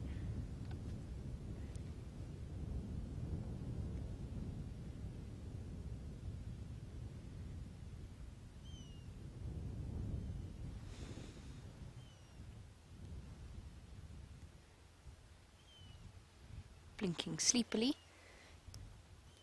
in the morning light, this beautiful dappled colouring that we have happening here.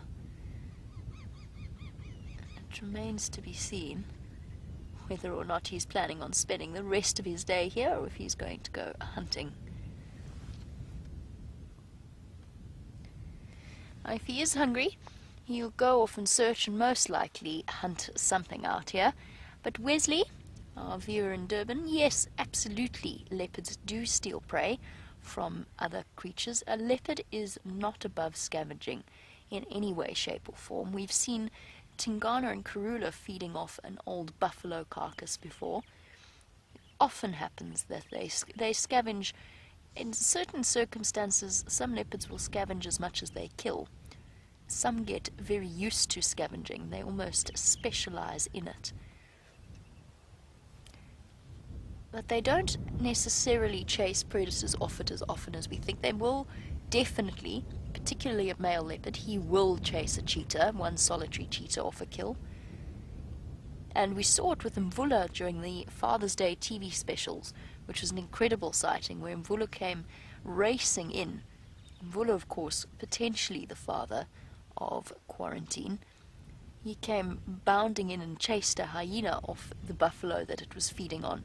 The most extraordinary moment. Bryan and I were so taken by surprise that we actually didn't know what to do with ourselves. I think I sat with my mouth open for a good 30 seconds just wondering if that really did happen.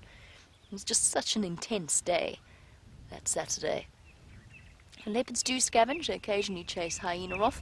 There's not that much, though, that they will be able to overpower. So obviously they'd never think of challenging a lion.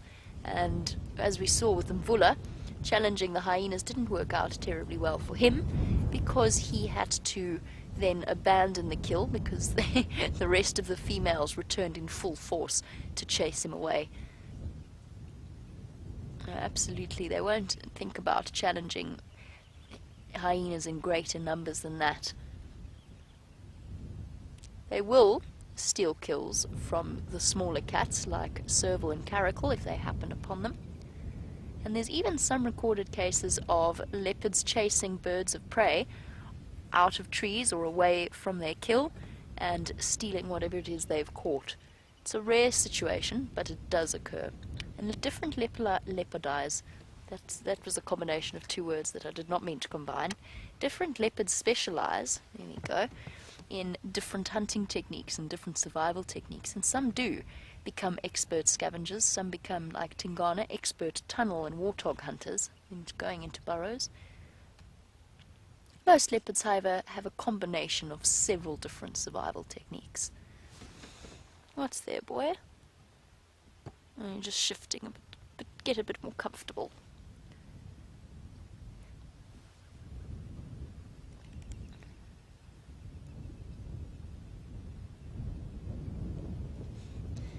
And there we go, a good suggestion coming through from Aqua about maybe perhaps Quarantine is preparing a waterhole ambush, waiting for some hapless creature to come down and have a drink. And that is entirely possible. He's found the only piece of cover anywhere in the vicinity of 3 in a row pan. This really is the only hiding place he could adopt. And from his vantage point, he could actually sneak around either side of the termite mound, depending on which way prey approaches from. And I agree with you. First of all, I don't think he looks like he's eaten. It's difficult for me to tell, but he doesn't have that enormous round belly of a predator that's had some food. And we spoke before, in answer to Kat's question, about the drought and how much easier it makes the lives of the predators. The animals will be forced to come down to 3 in a row pan at some point. He's constantly alert. He's sniffing the air. That's one of the reasons why I made sure that I didn't block his vision completely or his view completely of where he can see. He's essentially where Brent left him yesterday, or close to where Brent left him yesterday. Nevertheless, a marvelous surprise. And Aqua, absolutely, I think it's very much worth sitting here and waiting to see whether anything does decide to come down to drink. They're going to be extra specially cautious because it is very windy and they know that predators are going to start taking advantage of these water points. And if I had to guess, I would say that they're going to approach from our left-hand side. And the reason I say that is because the wind is blowing in from my right. So they'll want to approach in a way that they can try and sniff out any waiting predators. Okay. Just from where he's put himself, he's just placed the guari bush branch across his eyes, so we don't have a view of his beautiful face. So I think we'll just shuffle forward just a fraction so that we can see him. Let's do that now.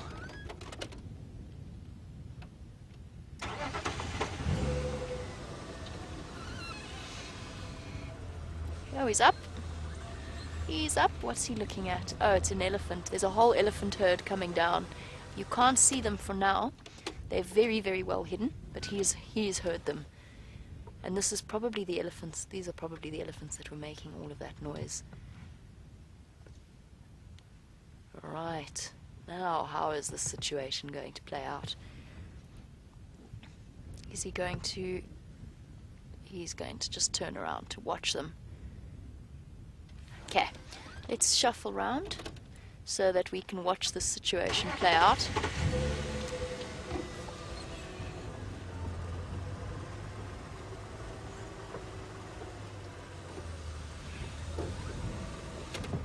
Okay, I know we've got the back of his head for now, but look at that. Elephants on one side and a leopard on the other. This is awesome. This is absolutely marvelous. Yours, make your way. I'm at the southernmost pan. Oh, I've got your visual. This is awesome. Look at this. How often do we get to see a leopard watching an entire herd of elephants come through to drink? They have no idea he's here. But if they carry on around to the other side of the pan, they will be about to find out.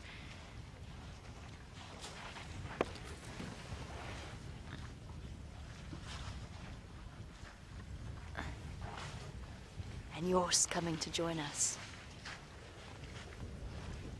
This is absolutely wonderful. Most of you are familiar with yours. You know how much he loves his leopards. He is one of the landowners. Ooh. I think it's safe to say that these are our noisy leopards. Good, thank you, yours. How are you? Oh, they're about to find him. I think she's just realized there's something up. Elephants, of course, have an incredibly sensitive sense of smell. Right, Mr. Quarantine, if they decide to chase you, if you could please not run straight past us, so that we find ourselves with elephants barreling in our direction as well. So far, so good. Oh, one female that's not happy. She knows there's something. She doesn't know what it is. I wonder how this situation is going to play out. They might, of course, not notice him at all. And they're not really a threat to him, nor is he a threat to them. But there is the battle of herbivore and predator that plays itself out, and elephants don't take kindly to the presence of leopards in their space, or any of the predators.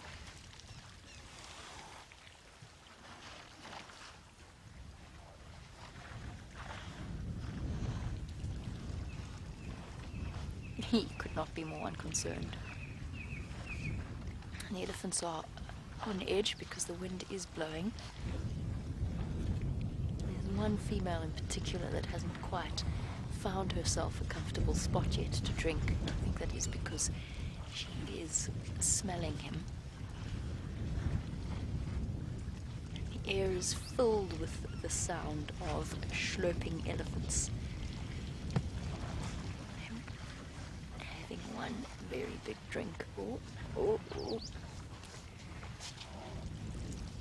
Uh-oh. Here we go. He hasn't been spotted yet. There's a good chance that the first thing to spot him will be an elephant calf, just because their eyesight is actually better than that of an adult elephant. I've seen it with baby rhino as well. They also see better than the adults do. Some pushing and shoving going on there. Hello, guys.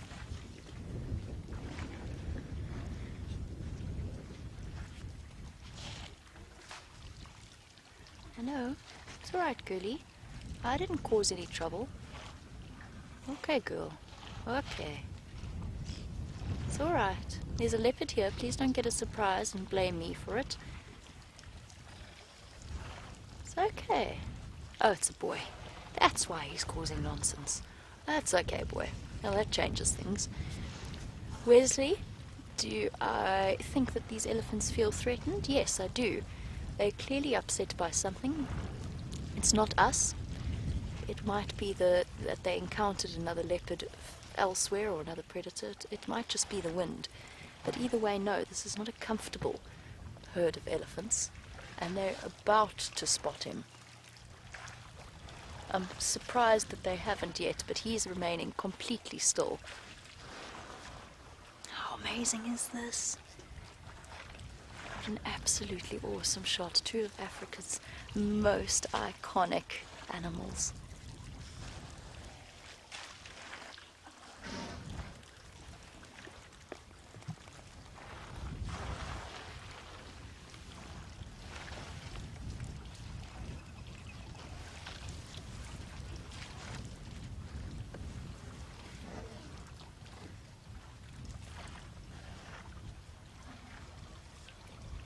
Absolutely extraordinary.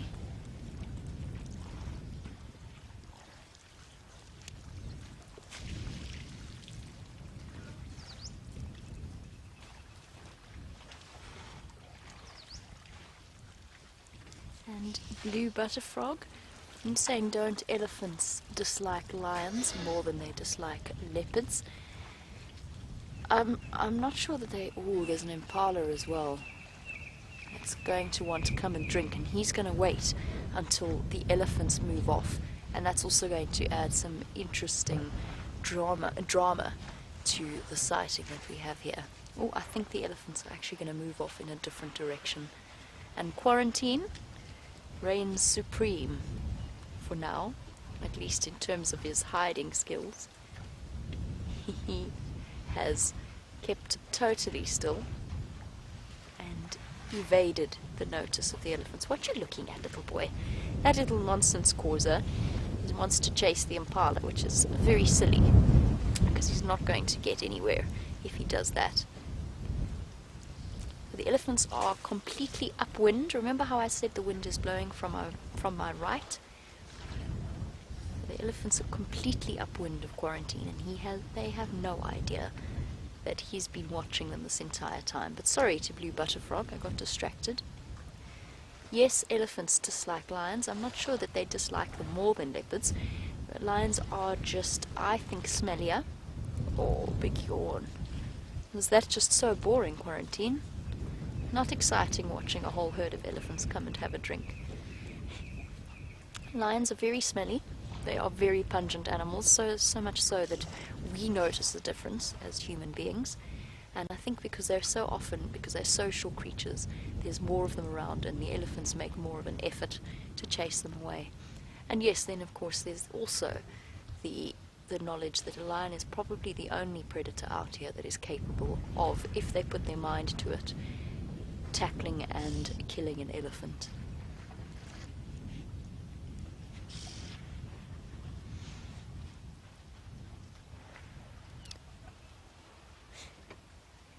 The cryptic colouring of a leopard, giving us a very clear indication of just how it works. Because Shamsun at one point, in terms of distance, that the closest elephant probably came within about less than 20 meters, so less than 60 feet of where quarantine is lying there. They're now a bit further away. They're probably about 40 or no, less than 30 meters, 90 feet away, drinking on the opposite side of the dam, having a wonderful time. Little one. Bit more tricky when your trunk's not so long. Very difficult to reach down and not actually find yourself falling in to the water, which does occasionally happen with baby elephants.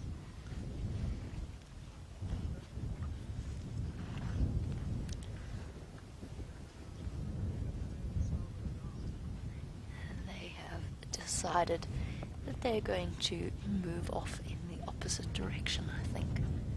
Or maybe not. Some of the more thirsty ones. The thing is, on that side of the area, that's where the fresh water comes in, so that's where the elephants usually go to drink, because elephants are fussy drinkers. But there's a very high wall there, which makes it a bit more tricky. Look at that. Has he been spotted? Little elephant knows something, but hasn't worked out. And quarantine appears to have frozen. There we go, bit of movement. Look at that little one. It's attracted by movement, but it didn't realize what is there. It senses something, but doesn't know what it is. It isn't brave enough to go and investigate. That's what I meant when I said the younger elephants have different, better eyesight to the adults.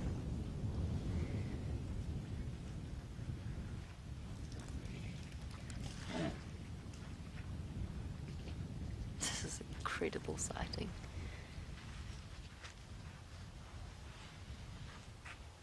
Well, hey Bryan, good idea. Well done, good idea coming to Cheetah Plains. This was Bryan's suggestion, and I think it was a marvelous one.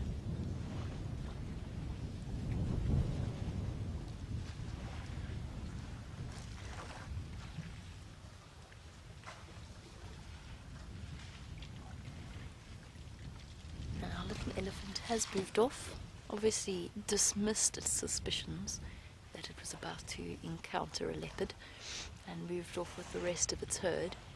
But there's a lot of vocalization happening with the different members of this herd, and we heard them screaming when we first arrived here, trumpeting away. Perhaps screaming is a slightly misleading way of describing it. Anna-Marie, yes, elephant trumpeting sounds do mean different things. We might not be able to understand or interpret all of them, but elephants do have a very, very wide range of different communication techniques. Almost invariably, though, that trumpeting sound that they make indicates distress of some kind. Oh, look at that. It's amazing. Such an awesome image. Watching everybody disappearing off into the bushes.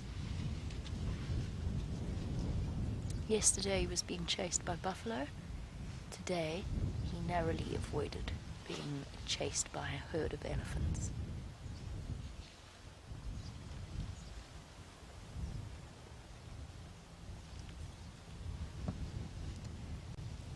And off they go, none the wiser for their close encounter with one of Africa's most mysterious predators.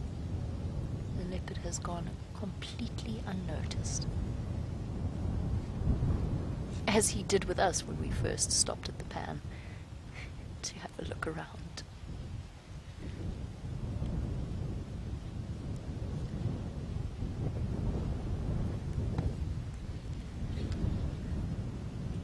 Absolutely awesome.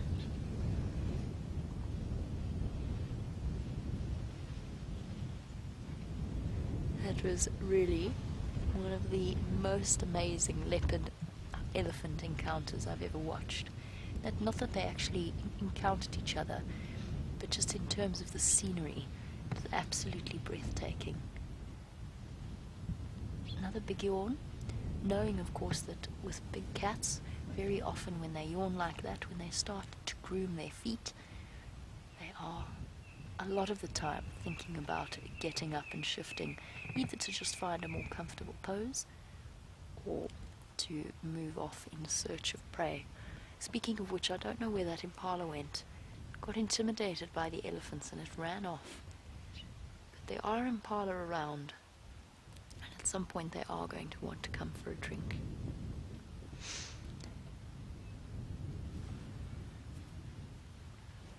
Very, very cool. I'm just waiting for a moment before we do reposition to see what he's going to do. I do want to just see if he's going to move or if he's going to stay there. Perfectly nestled between the two worry bushes.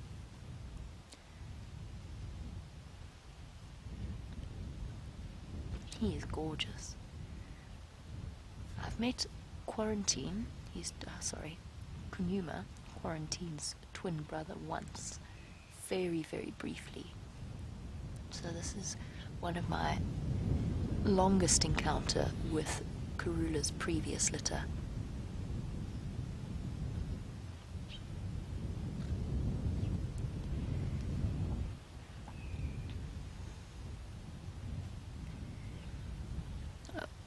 While we think about where would be best to put ourselves and what our best view is going to be of this magnificent cat, James is back up and running. Not literally, but the bushwalk backpack is back up and running. Now let us head across to him for a quick update.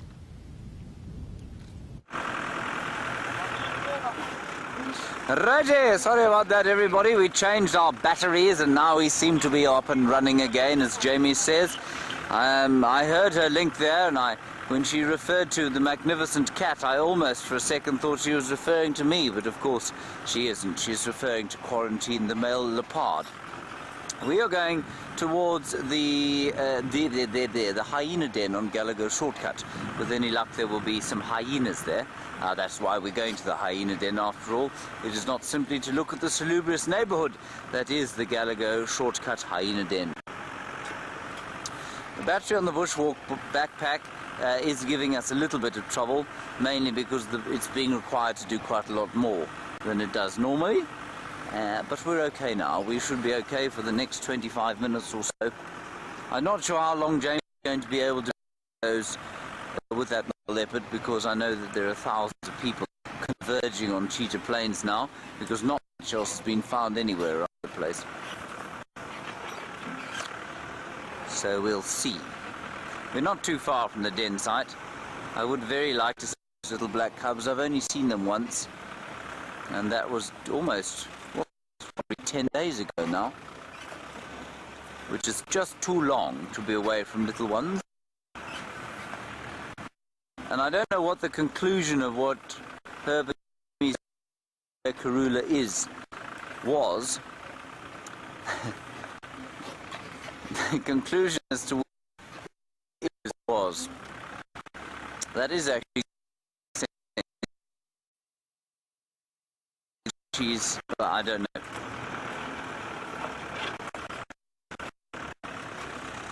And there's much delightful apricity today. Candace in Cape Town's my new favourite word, apricity. David, you're still alive back there, are you? Yes. Okay, good. Just making sure. Geraldine, are you still there?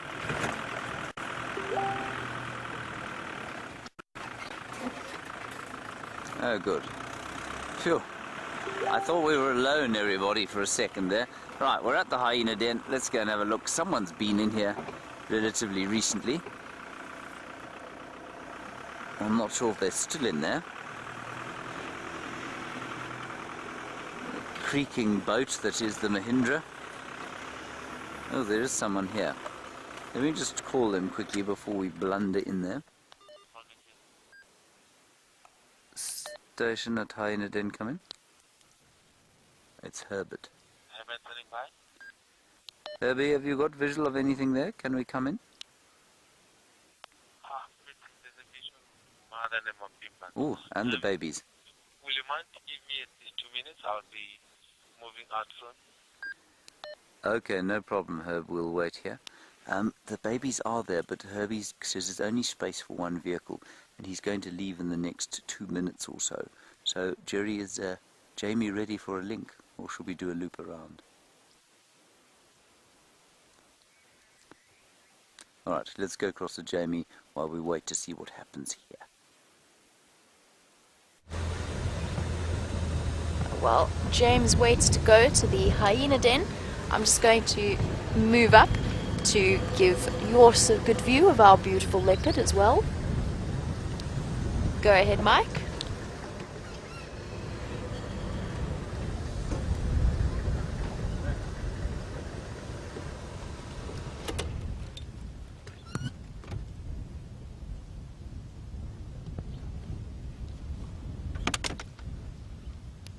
That's affirmative, Mike. There were tire tracks over them already. The Medoro and Konzo. Sorry, guys. Just chatting to Mike. There we go. Oh, this is...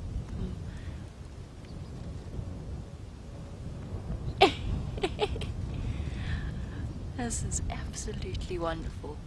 A playful roll in the sand, and then an intensely focused look off behind us. I'm looking to see whether or not he's spotted something that we haven't. Looking around. And is he going to go for a drink? He's definitely, now that we've seen him up and about, he is definitely empty-bellied and in need of a good feed.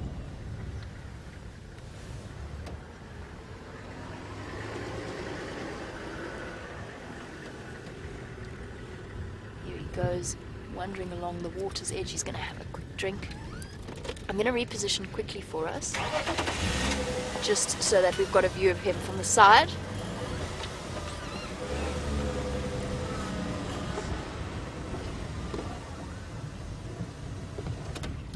There we go.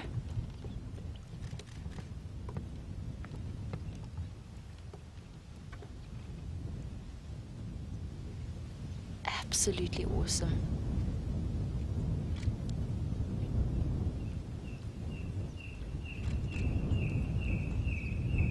Okay guys, things are going to get a little bit tricky on the game drive comms. Bear with me one moment. Mike, there's just yours and myself in the sighting. Because we can't copy all of the responding stations, maybe if you can just keep an ear out for who's coming, but you are more than welcome to make your way.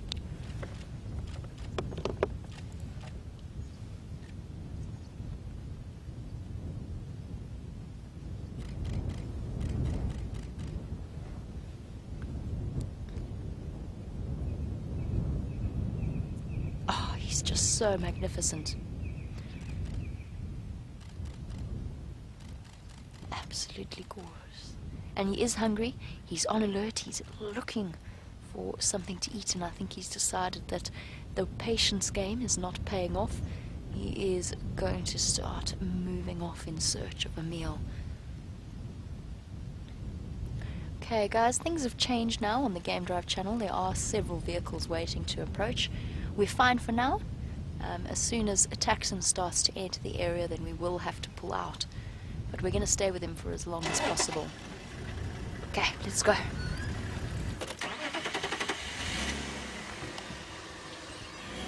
Hopefully I'm...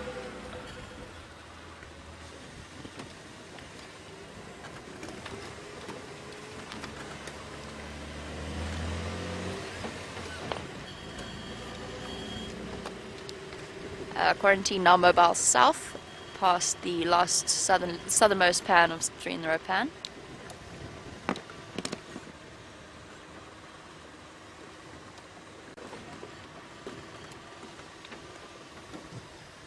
Here we go. Let's pull up alongside the magnificent male.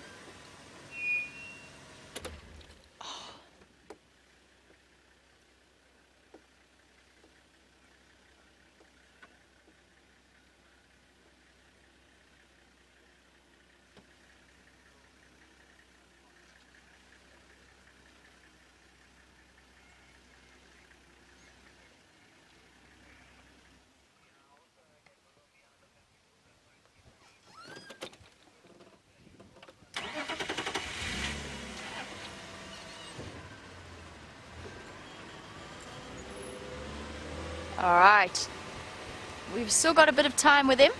Let's go up here. And he is absolutely magnificent. Let's make the most of our sighting with him, but I am going to have to get onto the Game Drive channel in a moment.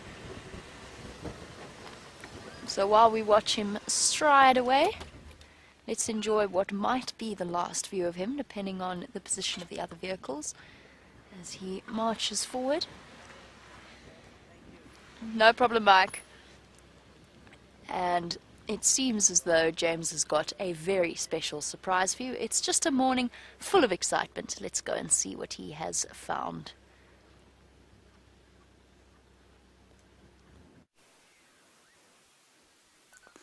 Look everybody, there's little baby hyena cub, and we've come to the den and there they are, and that's just marvellous.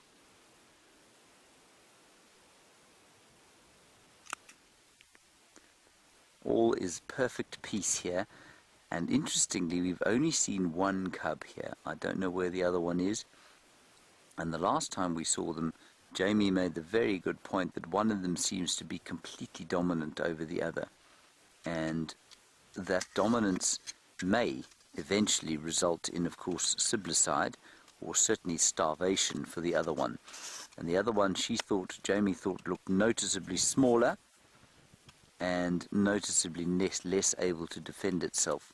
So let's hope it's still in there. Maybe it's just fed already. Now maybe this is the less dominant one actually.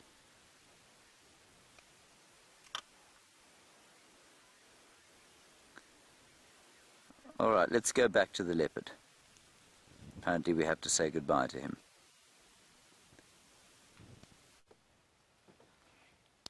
Come in, Tax, it's fine, I'll pull out. Oh, in that case, no, we don't have to pull out. Sorry, guys, I thought we were going to be saying goodbye.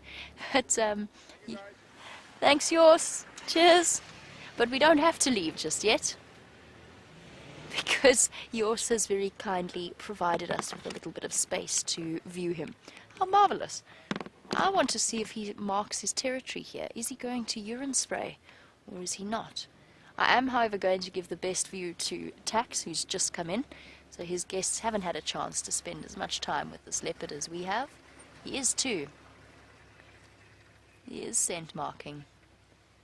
Not fully, but he did urine spray on that particular bush.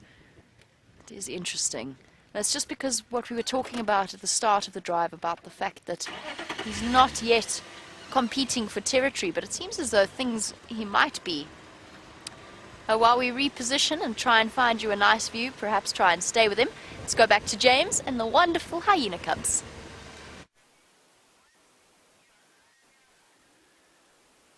No changes here everybody, still just the one cub having a nice suckle, seeing what's going on, enjoying the apricity of the morning. You see that, David? You see them both enjoying the apricity there.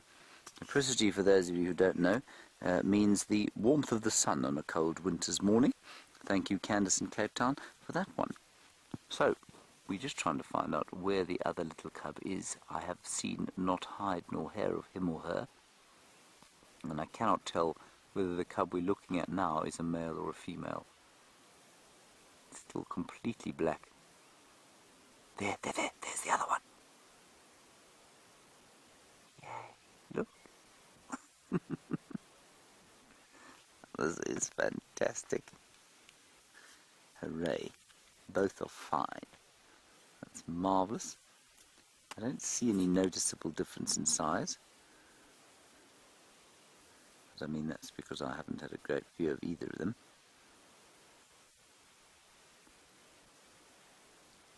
Let's just see if the other little one comes out. I think trying to get a bit of a suckle from the rear end there, which I think is quite difficult given the steepness of the den.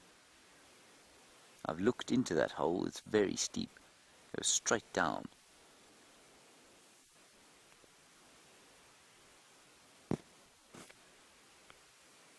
And just a little bit of movement, and I know that you're hearing, not your hearing, but our ability to transfer the sounds of this scene are not particularly good at the moment, but we can hear the little one inside the den going very high-pitched squealing sounds. It now seems to have disappeared back inside. Let's have another look with the binoculars.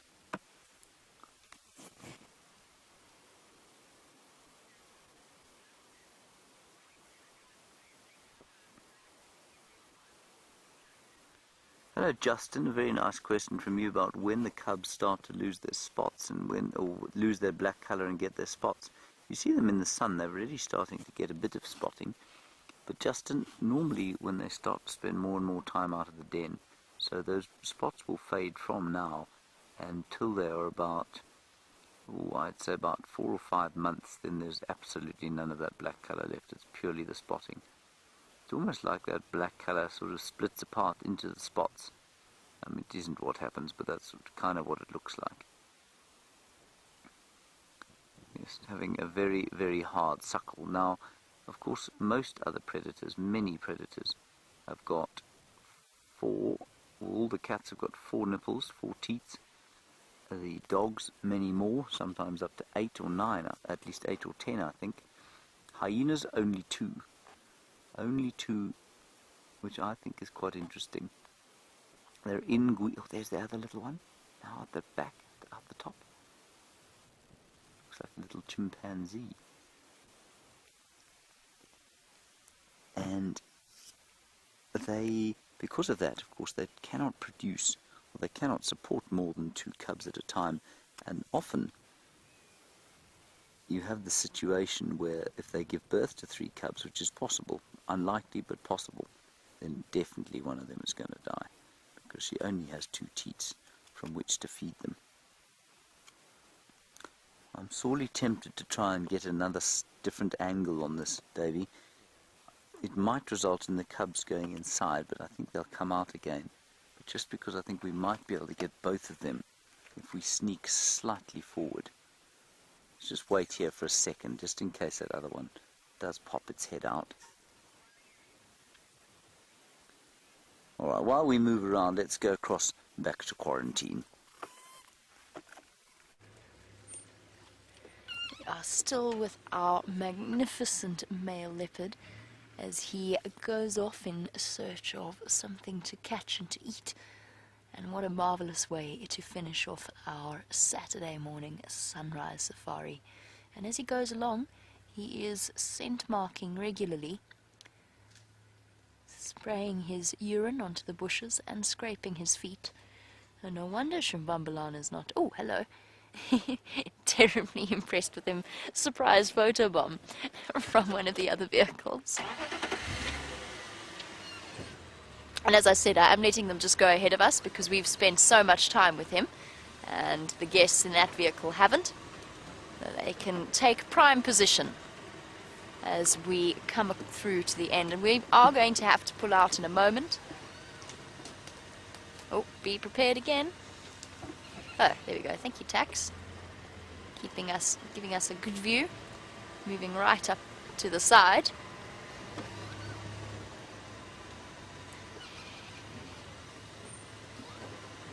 I'm not going to follow him into this drainage line. He is going to disappear in. Let me just let Tax go ahead of me here. There's only space for one of us. Oh, there we go. Good morning, Ephraim. How are you? Good, thank you. You snuck up on me. I didn't hear you coming. Yeah, east, but from the southernmost pan. Yeah, but highly mobile. Okay. Cool. Cheers, guys. Whoop, sorry about the judder, everybody. Let's catch up. Ephraim snuck right up on me. I did not know he was there at all. Let me move over so that his guests can have a view as well. Sorry, guys. As I said, the guests haven't had a chance to spend as much time as we have, so we are going to let them move ahead of us.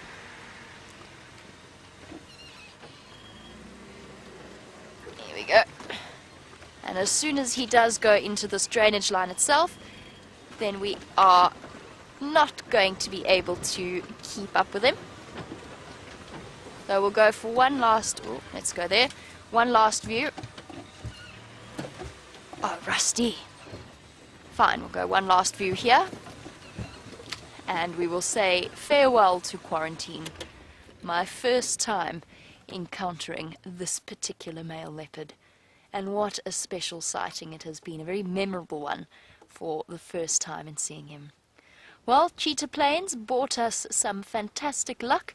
And bravo to Bryan for suggesting that it was perhaps time to make our way east and encountering a first leopard for me. Quarantine.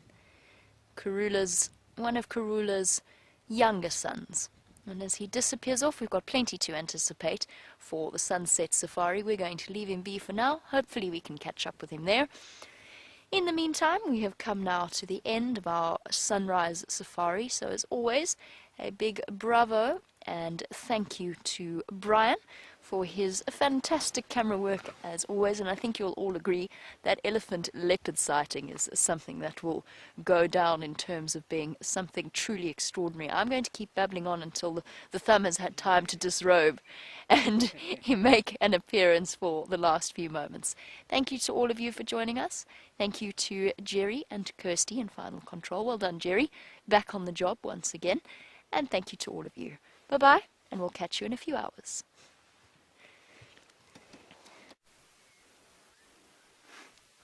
Wonderful sighting here, everybody. The two cubs have come out. We managed to move, and thankfully they didn't run away from the car. And now they're sort of, I mean, it looks deeply uncomfortable to me. If I was a hyena mother and I had my bits being tugged at by two different angles like that, I'd probably be very upset.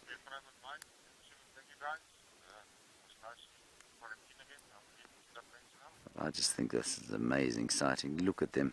They are having a bit of a scrap over who gets what. But it's a beautiful sighting, especially of Mum. Mum looks stunning.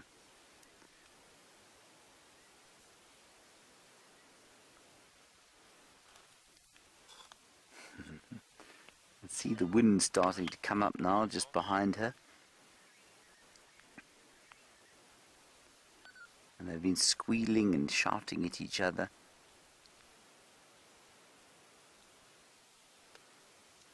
And obviously milk of a premium. Now let's just check if we can see any size difference there. I'm not sure that I can see a size difference. Maybe the one underneath slightly smaller, at least slightly bigger. What do you think, Dave? Oh, I would agree with that. But also, look at the nick. Out of the one underneath's ear, you can see a very definite nick from the right-hand ear there. And I'm pretty sure that's from a bite that's come from a sibling. And they are drinking very, very strongly. Now, what we can see, if you look, Dave, if you get in between the legs of the one at the back there, that looks very much to me like a female pseudo-penis that's just popped out there.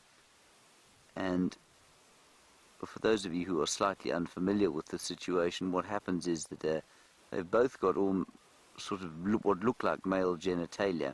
The only way to tell the difference is the shape of the end. So on the males, it's pinched off, the penis is pinched off. On the females, the pseudo-penis just tends to be kind of pointed at the end with no sort of difference in the shaft. And I think that's a little female there that's on top. Now she's taken over that teat. That's interesting. And Mum very patiently just lying there.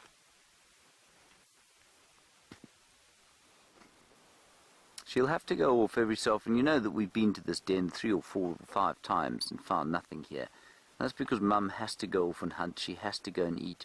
The hyenas don't feed each other in the same way that wild dogs do. So she will have to kind of fend for herself.